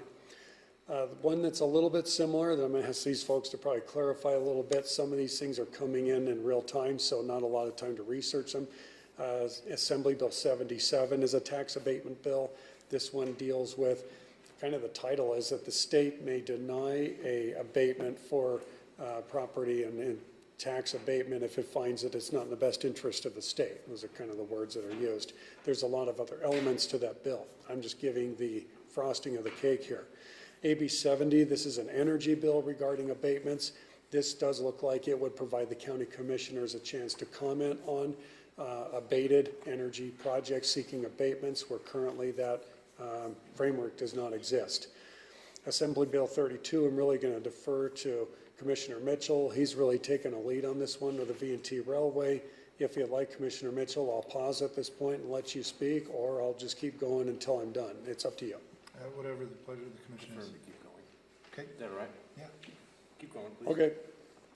Assembly Bill 128, this is a public records request ombudsman over at the Attorney General's office. That the way we're reading it is, if there's a public records request and it's in the middle of an active investigation, whether it's human resources, criminal, civil, whatever, that we wouldn't be providing those public records to somebody outside until that investigation's over. It looks to us that the ombudsman from the AG's office could come and say, well, we're going to go ahead and take all those records and then we'll decide what's going to be appropriate for them. Our DA's office, I'm not speaking for the DA's office, but there's been expressed concerns from her office or HR office and others who are involved in investigations that this could create some potential issues. AB 180, this is street vendors. This is a similar legislation you saw in the last session. This one here really, it applies to counties and jurisdictions of 100,000 or more. It's not ours. We would ask to just monitor this at this point, but it would move a lot of the county's jurisdiction to be able to limit street vendors, such as what we do with here in Virginia City during non-events, that we don't allow them, but they can come under during events. Assembly Bill 131, this is dealing with accessory dwelling units in historic properties. It's a population of 100,000 or more. It wouldn't apply to us, but we're asking that we just monitor this, just kind of keep an eye on it. We're not quite sure why historic property is more special for accessory dwelling units than a non-historic property. But nevertheless, in Storey County in Virginia City, we allow this anyway. So even if it approved at our level, we don't think it would adversely affect us. AB 96 is master plans and heat areas. They would want us to have a master plan that has heat elements or heat island mitigation, and I think it's through landscaping and trees and stuff like that. Nevertheless, it's for 100,000 or more. We're asking just to monitor at this point, just in case it comes down to our level. This one's AB 66, district judges, as Clerk Treasurer Hindle had said earlier, and I'll be happy to defer if you would like, Mr. Hindle, dealing with the addition of district judges. I can tell you in my office, when they do add staff down there, it does hit the county manager's office budget, so I budgeted a few extra bucks there for the things I anticipate may be coming, and I believe the Clerk Treasurer Hindle is also looking at his side for the same. We're all right. Okay, great. AB 64, open meeting law.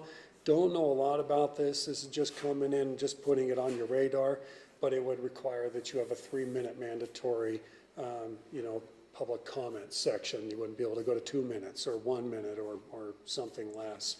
And then they would also, and I might mess this up a little bit, but generally if you have a Zoom meeting where people can chime in and be participative, there would also have to be an actual place where people could come in, or such as we're doing YouTube today, people would have to have a place such as the courthouse where people could come in and be participative. Assembly Bill 112, sick leave. This one we're just asking to disregard right now. We're looking into this to see if it applies to anything in our areas, unless you two have something more than I do. I'm asking just to disregard that for the moment. AB 152, public records request beyond retention schedule. As we're reading this, my understanding is we have a retention schedule that we destroy documents at the point that NRS says we can for different types of documents. That's good practice. If a public records request comes in for records that we may able to destroy at that point per the NRS record schedule, we would not have to provide them. There might be other elements to this bill as well that we're looking into. AB 222, it's dealing with apprentices. We're not really ready to take a position on this at this point. We'd like to just disregard it today. AB 147, regional planning and Southern Nevada issues. That was actually a misstated statement on the agenda. So AB 147 does not apply to planning. It actually applies to voter ID and those matters. We would ask, because it's not listed as such, to remove it from this unless Mr. Hindle would like to discuss those items but not get direction today because it's not listed on the agenda as such.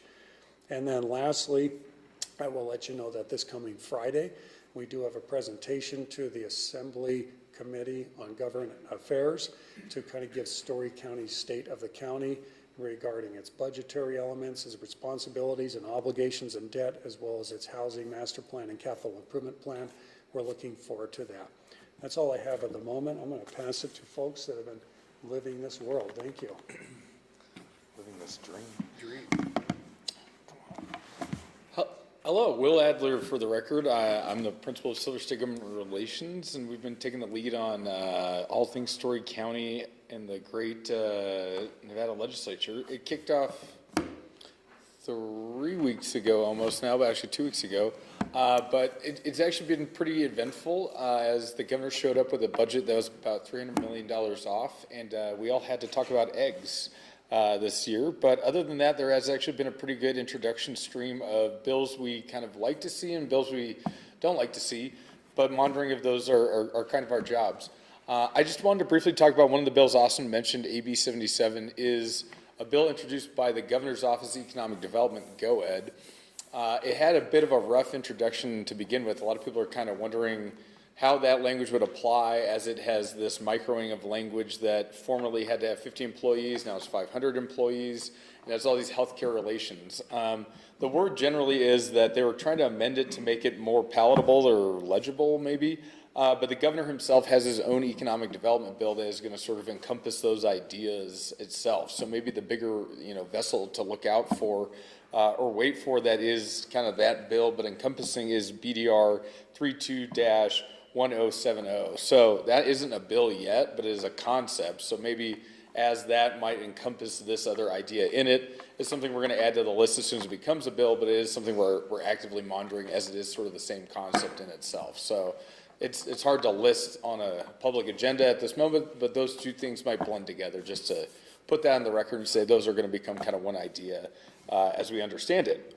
But just to go through our list a little bit and some of the things we're actively working on, we are repositioned for SB 69. I do think the timing is such that at first we were told, hey, we're going to be the first bill introduced in session, but now we're going to be coming in probably around March 6th.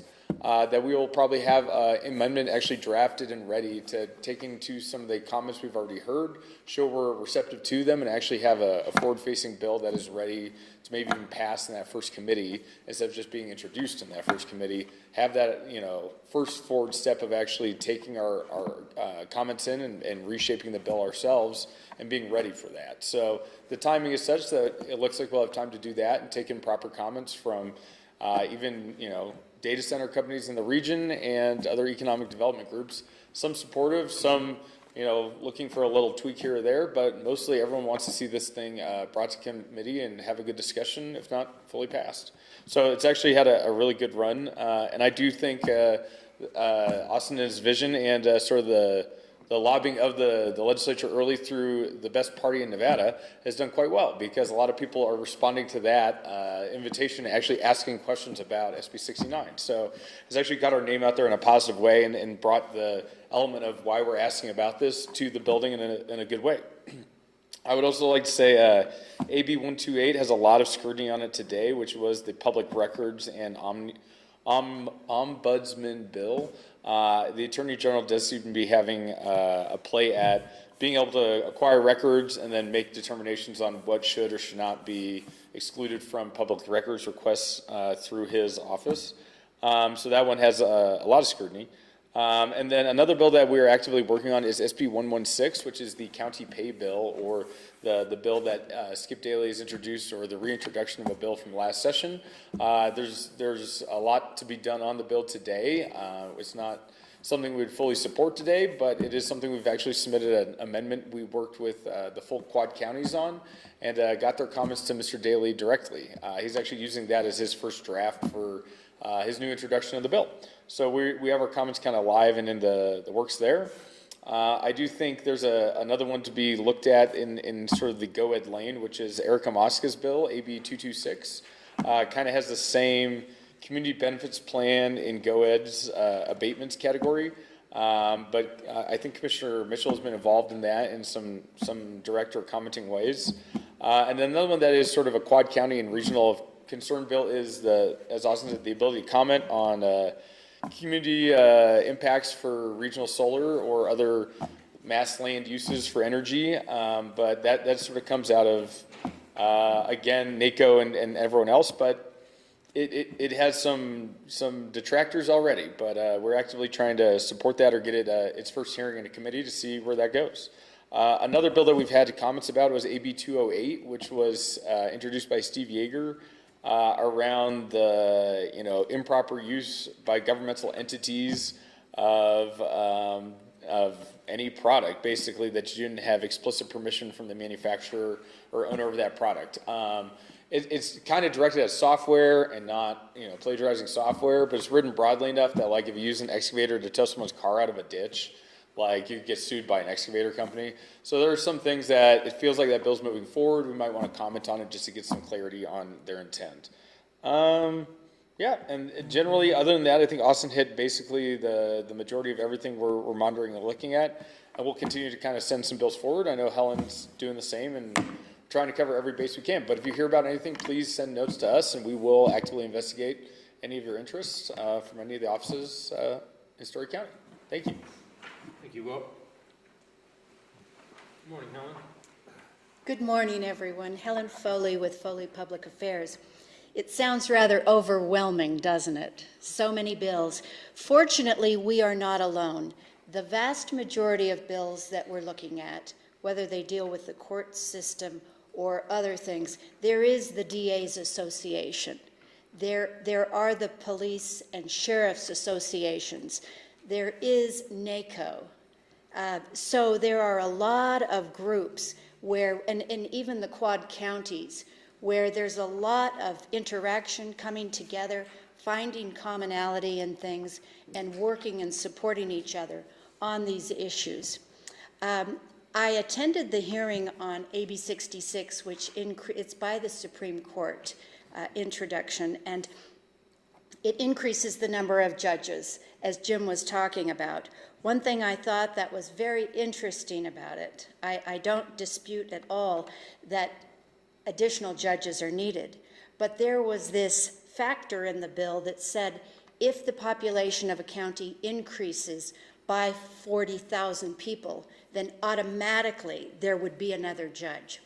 And some of the leadership on that committee said, whoa, just a moment, we aren't sure we're ready for that. We aren't sure the counties are going to be ready for that.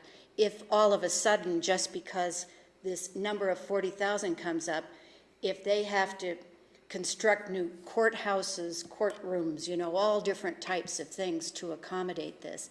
And I know that the speaker said there might not be a direct correlation with the addition of population and the addition of the need for more judges. So we'll see how that goes. I think that there's a lot of support to increase the judges. And for the first judicial district, that would be one additional judge. So it would be up to you if there was more room needed here, if there was a bailiff situation or court staff, that would fall on your shoulders. But we'll be looking at that.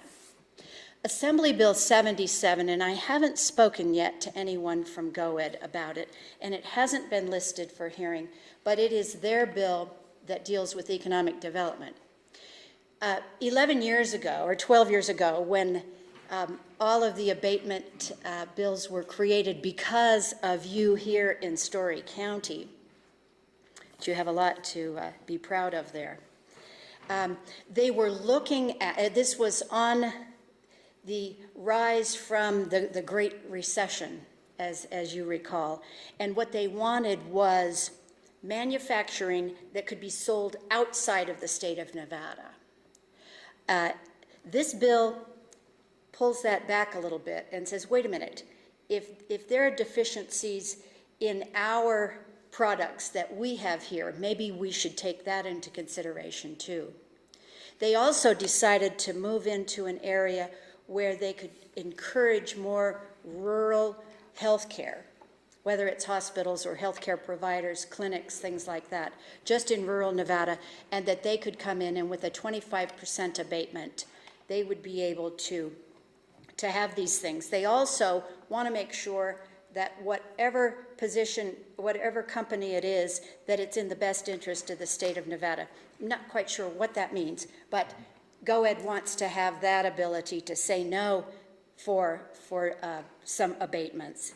The other thing they want to do, they had that you only had to have 50 employees, and if you did, that would be a marker that you would mandate that you have to have paid family leave.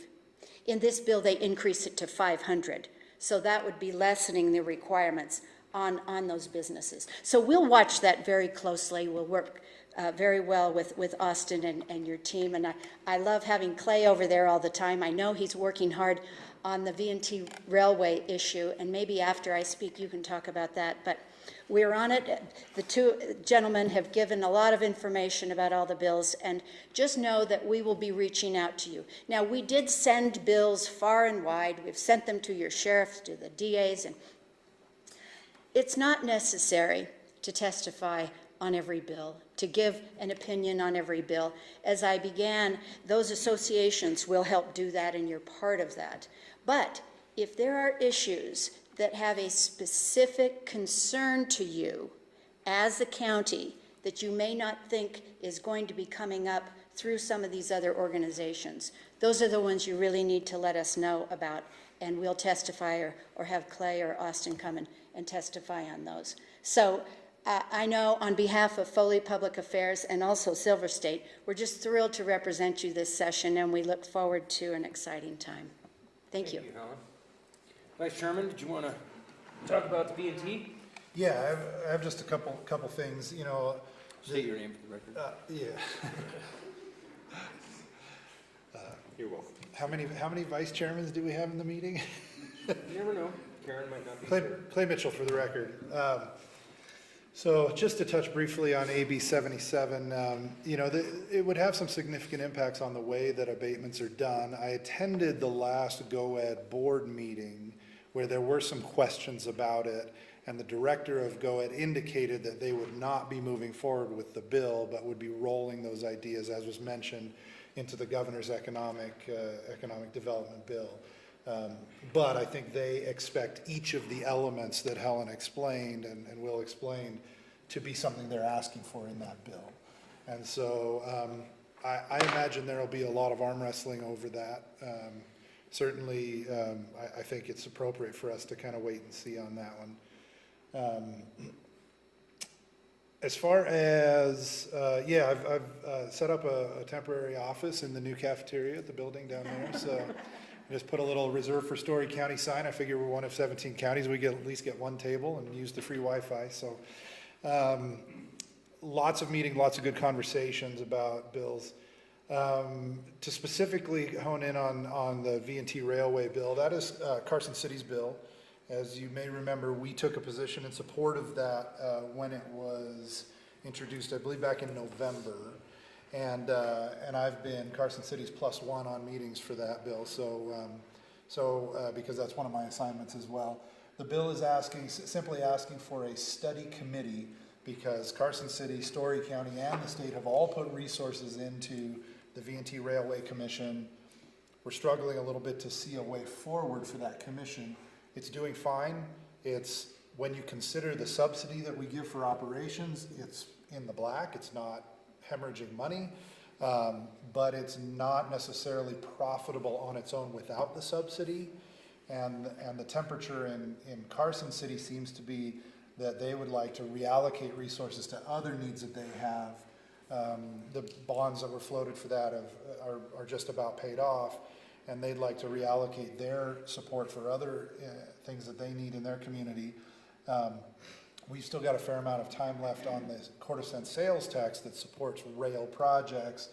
And so the ask is for the legislature to create an interim study committee to figure out what are potential ways forward, what a partnership with the state looks like, maybe the state committing resources for staff or what have you to keep that, that institution going, or if there's not an appetite to keep it going, what would be the procedure for folding it up and disposition of assets, who would get money if they were sold, because the taxes came from us in Carson City to establish those assets. So that bill is actually up for its first committee hearing this afternoon at 1:30, and so I'll be heading down there to just back them up on that. So that's it on that one. Lots of discussion on others. I'll touch briefly on AB 226, which Mr. Adler mentioned. Erica Mosca put that bill out, and I met with her specifically to ask her about that bill. She said, "Oh yeah, I'm getting a lot of interest in this bill." I said, "Well, anytime you do anything related to abatements, that's what happens." So she said it's pretty simple, actually. She voted for the A Stadium proposal that came in the special session a little bit ago. And one of the reasons that she voted for it was that there was a requirement to have a community benefit agreement as part of that. And she thought that that was a good idea, that it provided direct benefit to the community in exchange for getting preferential tax treatment. And she thought that that should potentially be applied to all abatements. And so that's basically what the bill is. It would add wording for basically any of the standard abatements. I don't have clarity on whether it applies to the $1 billion and $3.5 billion or not, but for standard abatements and for data center abatements and for film credits, they would require the company to come up with a community benefit agreement that is acceptable to GOED, and then GOED would be responsible for making sure they comply with or stick to that agreement. So I think that's an interesting concept. We've dealt with something kind of similar. On the big abatements, we've used a general services agreement, which directly offsets impacts. I think this would be a little broader in what could be done. I don't know. I think a lot of the things she was envisioning were a little more kind of boots on the ground. This is what would really benefit the local community. But we'll see where that one goes. May get rolled up into other conversations around abatements, which promises to be a topic of conversation this session. So. I don't know if staff wants us to take particular positions on anything. I mean, I know a lot of them were being asked to monitor.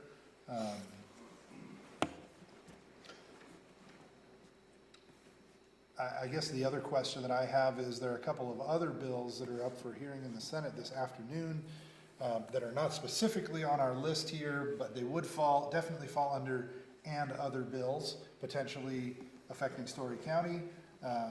And given that we listed a link to Nellis for all bills, I'm wondering if that gives us enough latitude to discuss under this agenda item, or if we need to be strict constructionists in what we discuss. You have enough latitude to discuss those other two bills. Thank you kindly.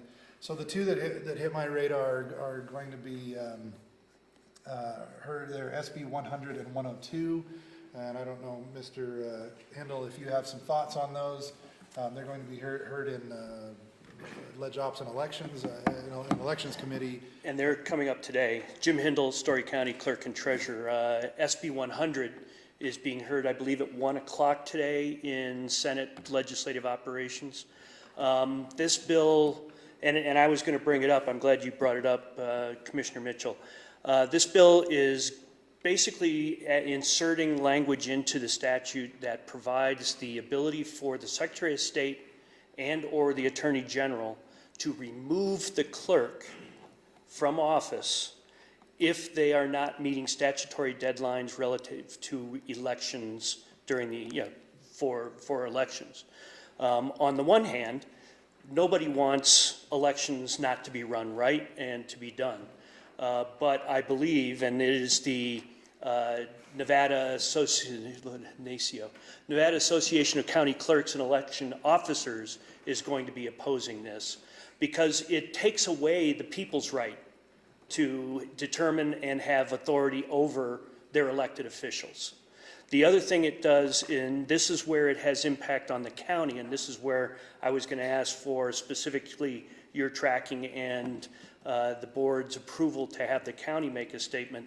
It allows the Secretary of State to come in and take over the election and then charge the county back for those services, but it does not propose any limits and or formula and or rates by which the Secretary of State can charge the county. And that opens up basically a large liability that could be coming the county's way. And then, of course, then just the overall disruption to the county that would happen if indeed the state took over elections, which is statutorily a county function for the clerk's office. So this one may have good intentions, But as I've always testified down at the legislature, it's not the intent that counts, it's the language in the bill. And the language in the bill is not good, and it has risks for the county. Thank you, Jim. Thank you, Helen, Will, Austin. I do definitely want to thank you, Clay, for being down there. I know you've, no joke, lived there for, I believe, 2 weeks now. Thank you for the efforts. 2 blissful weeks. Yep. Sounds exciting, thrilling. Is there anything else we need to discuss as far as the bills go? I'm going to actually ask if there is, we need to take a quick 5-minute break. Okay, thank you, Austin Osborne, for the record. I think what we did in the past, I'm kind of looking at our attorney to make sure, help us navigate this correctly, is just everything that was said was pretty clear on what we would ask to, actually maybe I had to go through the list and say we asked to support, be neutral on, oppose, or disregard. And I think at that point then enough has been said where we could just kind of incorporate it into your motion and be good with it. I mean, essentially, I'm not aware of any positions that have changed, right? Correct. So far since last time. And I could be very quick in this. Okay. Well, Go ahead. I think it's a bigger conversation. I think if we need to take a break, we should take a break and come back and finish this item up. Okay, we'll take a 10-minute break. See you all back here.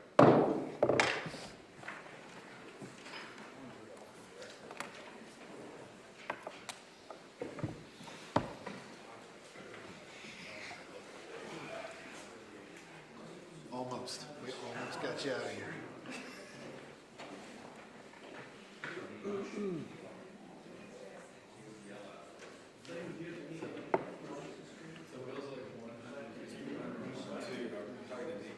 Well, you can come up. This is theoretically off. Make an eye contact. So SB 100 or? Either I have to end it or, but if we'll pick I'll just say it live on the record. We can go to the chamber.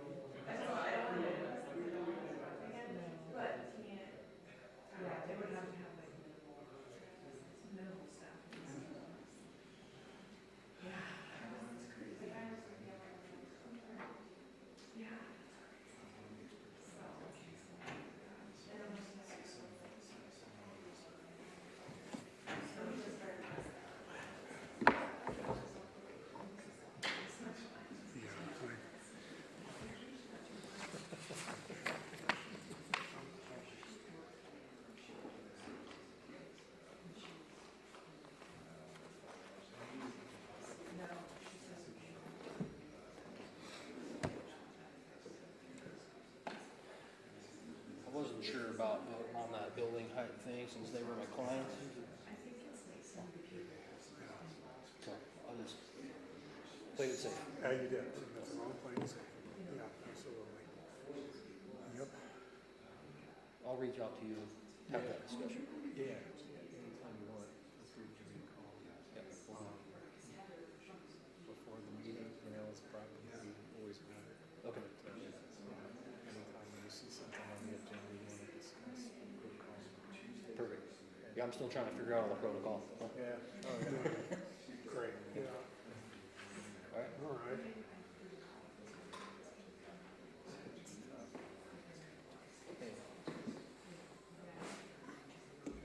Have some berries now. You don't have any carver. Yeah, when I get that figured out. Yeah. Let's figure it out. Get these things up. Yeah. And it's been great in that. He's, no matter what, he's on it and he's done. That's good. He's very energetic. Wow, I think I put a lot of folks on this list. That's a shame. That's just unnecessary. Yeah.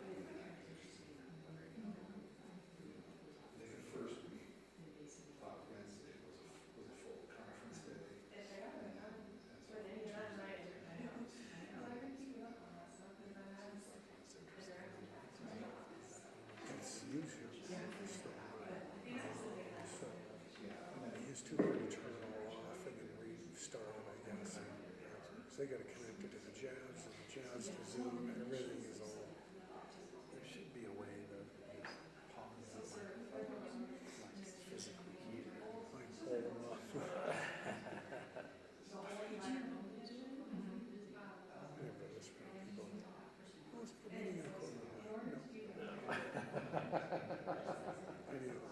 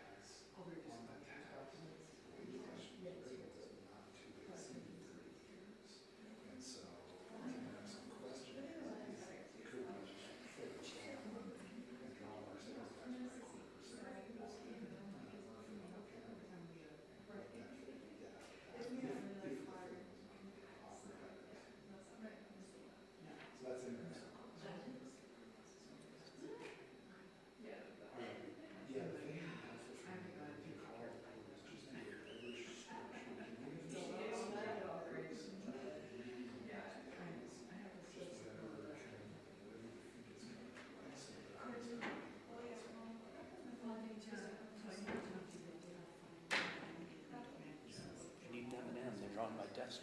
Uh-oh, that's dangerous knowledge to have. You're on my Yeah.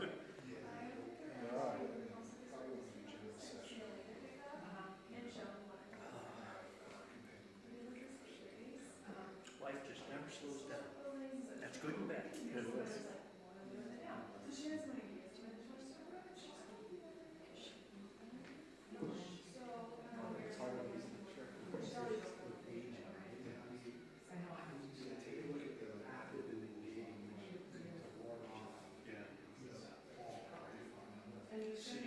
Sitting sugar and stress.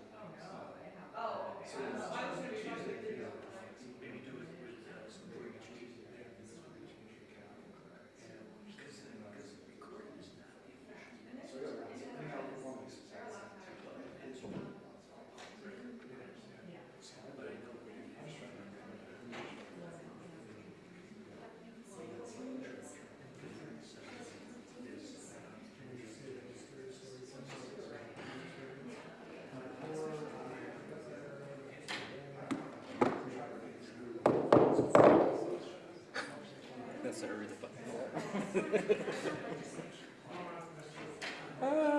Okay. Yeah. Good. You finally ready, Will? Yeah. Okay. Yeah.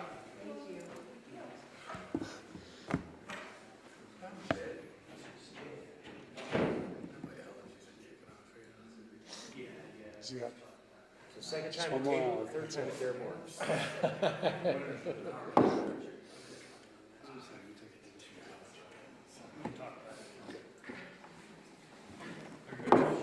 Yes, I am.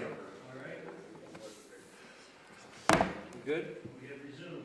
12:10, we're gonna reconvene. Austin or Clay? Oh, yeah, I mean, I just, the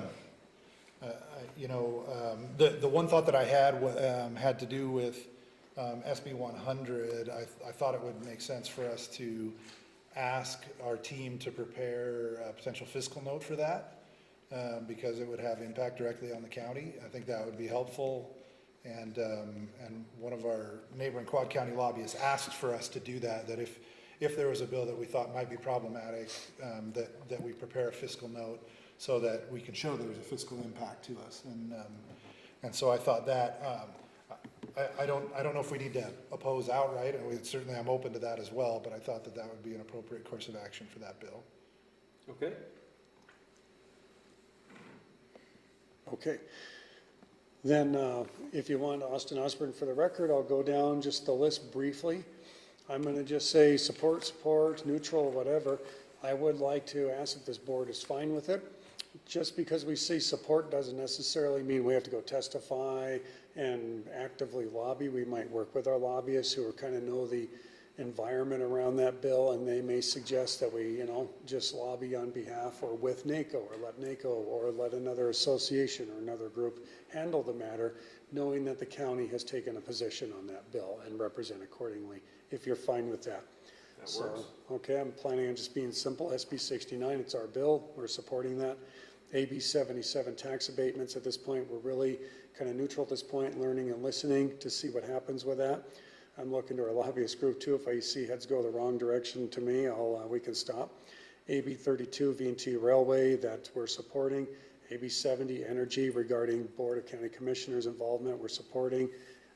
AB 128, the PR, Public Records Request Ombudsman, we're denying or not supporting, opposing.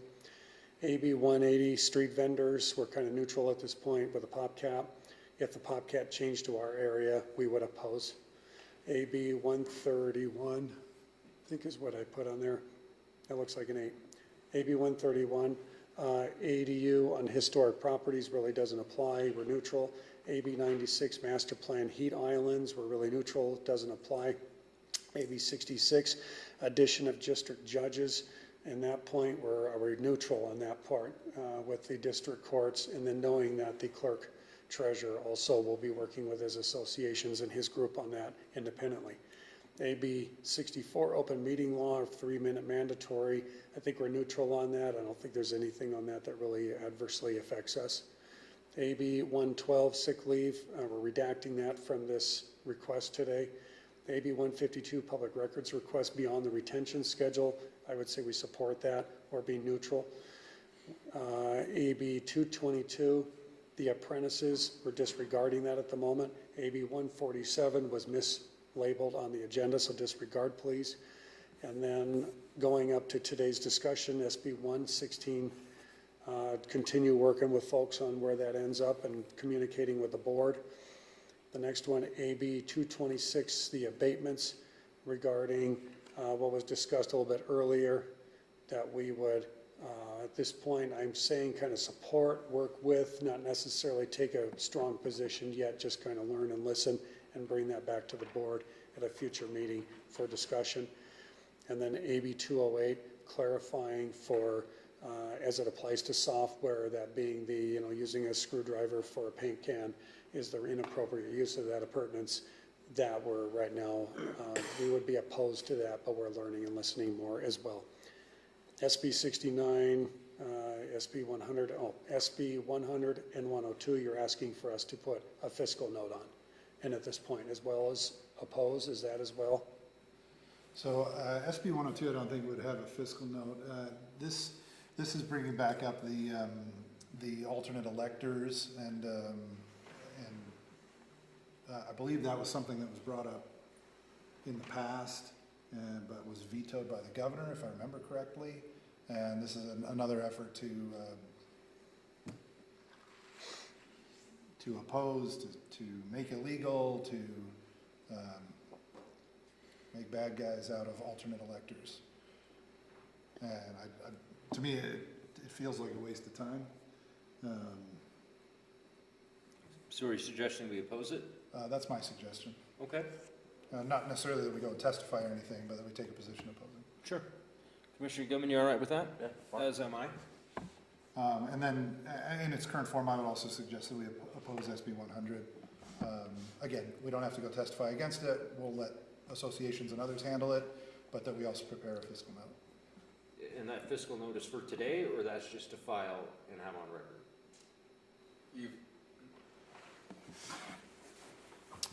We'll add there for the record, there's actually a whole category for fiscal notes in the exhibits of any bill for SBs or ABs, but you can add them in as written records and they'll be attached to the bill for the life of it. But when there's an amendment to the bill or an adjustment to the thing you identified for a fiscal note, it's usually thought that you either revoke that fiscal note or amend it accordingly. So you sort of activate yourself a little bit in the bill, saying, hey, we have concerns for this part of the bill, here's why. But it just sort of documents your concerns in writing, and so others can see why it would cost you money for what reasons as a fiscal note. So it's actually just good documentation, sort of participation in the bill, and it lets people visualize the local, costs, because really there's a lot of detachment between bills, the elected body, the legislature, and then what actually the impacts are at a local level. So I do recommend documentation of fiscal notes where possible, if we could actually show what the cost will be for a projected piece of legislation. So it's a good effort, but yeah, we'll be able to monitor it live and tell you if we should revoke it or what to do from there. But I think it's a good step. Great. Austin, did you have more to add? I don't. I would just say all matters related there too. All matters related there too. Couldn't leave that out, could we? So it sounds like we're all in agreement, and you have all the guidance that you need at this point. Is that correct? We believe so. Great. I have just one more to bring up. It's the one that was misstated on here is AB 147. It was actually SB 147. I don't have particularly strong feelings about this, which maybe my long email back to Alex would belie that. But he asked for some input on this particular bill, and it's a bill that was introduced by Maryland Ondero Loop down south, asking to create a regional planning structure agency under the auspices of the Regional Transportation Commission down there. And it would pick up some, it specifically referenced some past efforts from the late 2010s to do some regional planning down there. And And so the thing that caught my attention about it is it was asking for a $600,000 appropriation from the state to fund this effort. And I just felt that was kind of inappropriate because there are other structures that don't require state funding. For example, an EDD, like WNDD, which is, they get a grant from, and it's a small grant, but to do these comprehensive economic development plans from the federal government. And then members contribute as well through dues to stand up an organization to plan for regional infrastructure stuff. And especially at a time when the state is saying, we're short on funds, we got shortfall, we don't have the money we'd like to, it seems like that's something that really should be a regional issue or a local issue as opposed to funded at the state level. So I don't want to tell Southern Nevada how to do their business. It just caught my attention because it seemed like kind of an interesting way to go about it. Okay, so aside from notifying the commission, is there a position that you want us to take at this point? I don't think so. I think Helen has something she'd like to say on that. Okay, Helen? Thank you, Mr. Chairman. Helen Foley for the record. I spoke with someone at the regional planning, at Southern Nevada. Let me start over. There used to be something called Southern Nevada Strong, and it was a regional planning type of thing, making the communities better, having infrastructure appropriate for new facilities.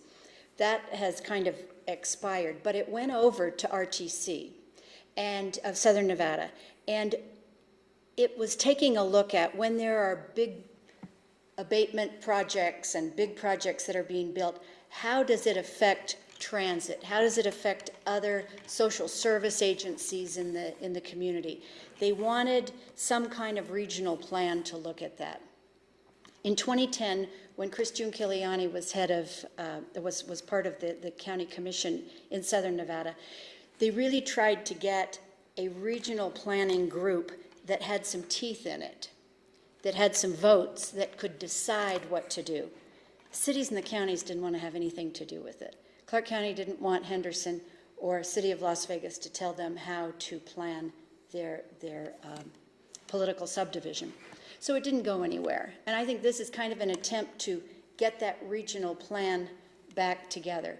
It is specifically for Southern Nevada, but as Commissioner Mitchell said, there is an appropriation from the state to be able to start that planning. It's a question of whether or not those are dollars that are wisely spent.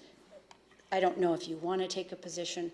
We might need Clark County for some of our other issues. So if they really wanted it, I wouldn't, you might grumble to a member of the legislature or two about it, but I don't think I'd take a position on it at this time.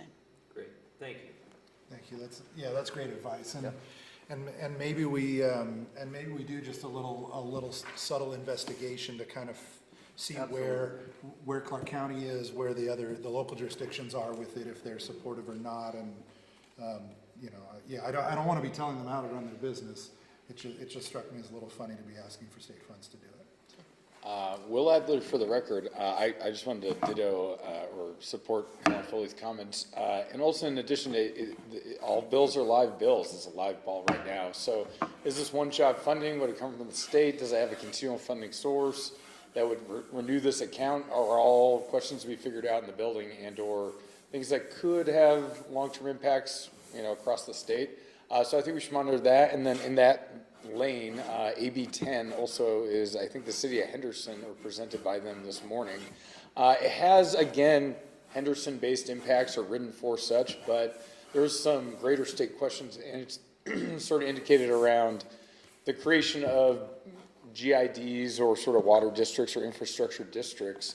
But similar to what was done for the Tyler Industrial Center, the entirety of the park, and the water district, this mechanism could create just greater scrutiny if a process like that were to be done again, and or I just want to make sure there's no, backwards looking scrutiny as well or something. So things like that we do think should just be monitored, maybe not opposed, but just making sure there aren't unintended impacts across the state or just specific to Storey County based on their intentions for Southern Nevada-based bills. So I would also add AB 10s to sort of the pile just for monitoring but not opposing necessarily.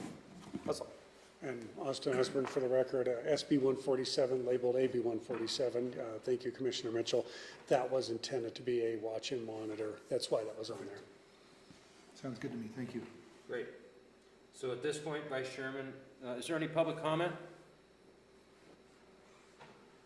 Hello? Vice Chairman, you prepared to make a motion? Yes. Bueller? Yeah. Everybody's head was down. Just kidding. I, Commissioner Mitchell, move to direct county staff and lobbyists to represent Storey County on known BDRs, bills, and other potential legislation affecting Storey County as discussed on the record in today's meeting. I'll second. There's a motion and a second. All those in favor signify by saying aye. Aye. Aye. Aye. Motion passes unanimously. Thank you. Thank you, Helen, Will, Austin, Vice Chairman, appreciate it. Enjoy. Item number 24, discussion for possible action. This is the second readings of licenses A through F. Fellow commissioners have any questions about these second readings? Done. Is there any public comment regarding the second readings? Vice Chairman, you prepared to make a motion? Yeah, I move to approve the second reading of business licenses under item 24 listed as A through F. Second. Motion and a second. All those in favor signify by saying aye. Aye. Aye. Aye. Motion passes unanimously. Item number 25 is the second and final time for public comment during this meeting. Is there any public comment? Not seeing any, it gives me great pleasure to say item number 26. This meeting is adjourned at 12:24 p.m.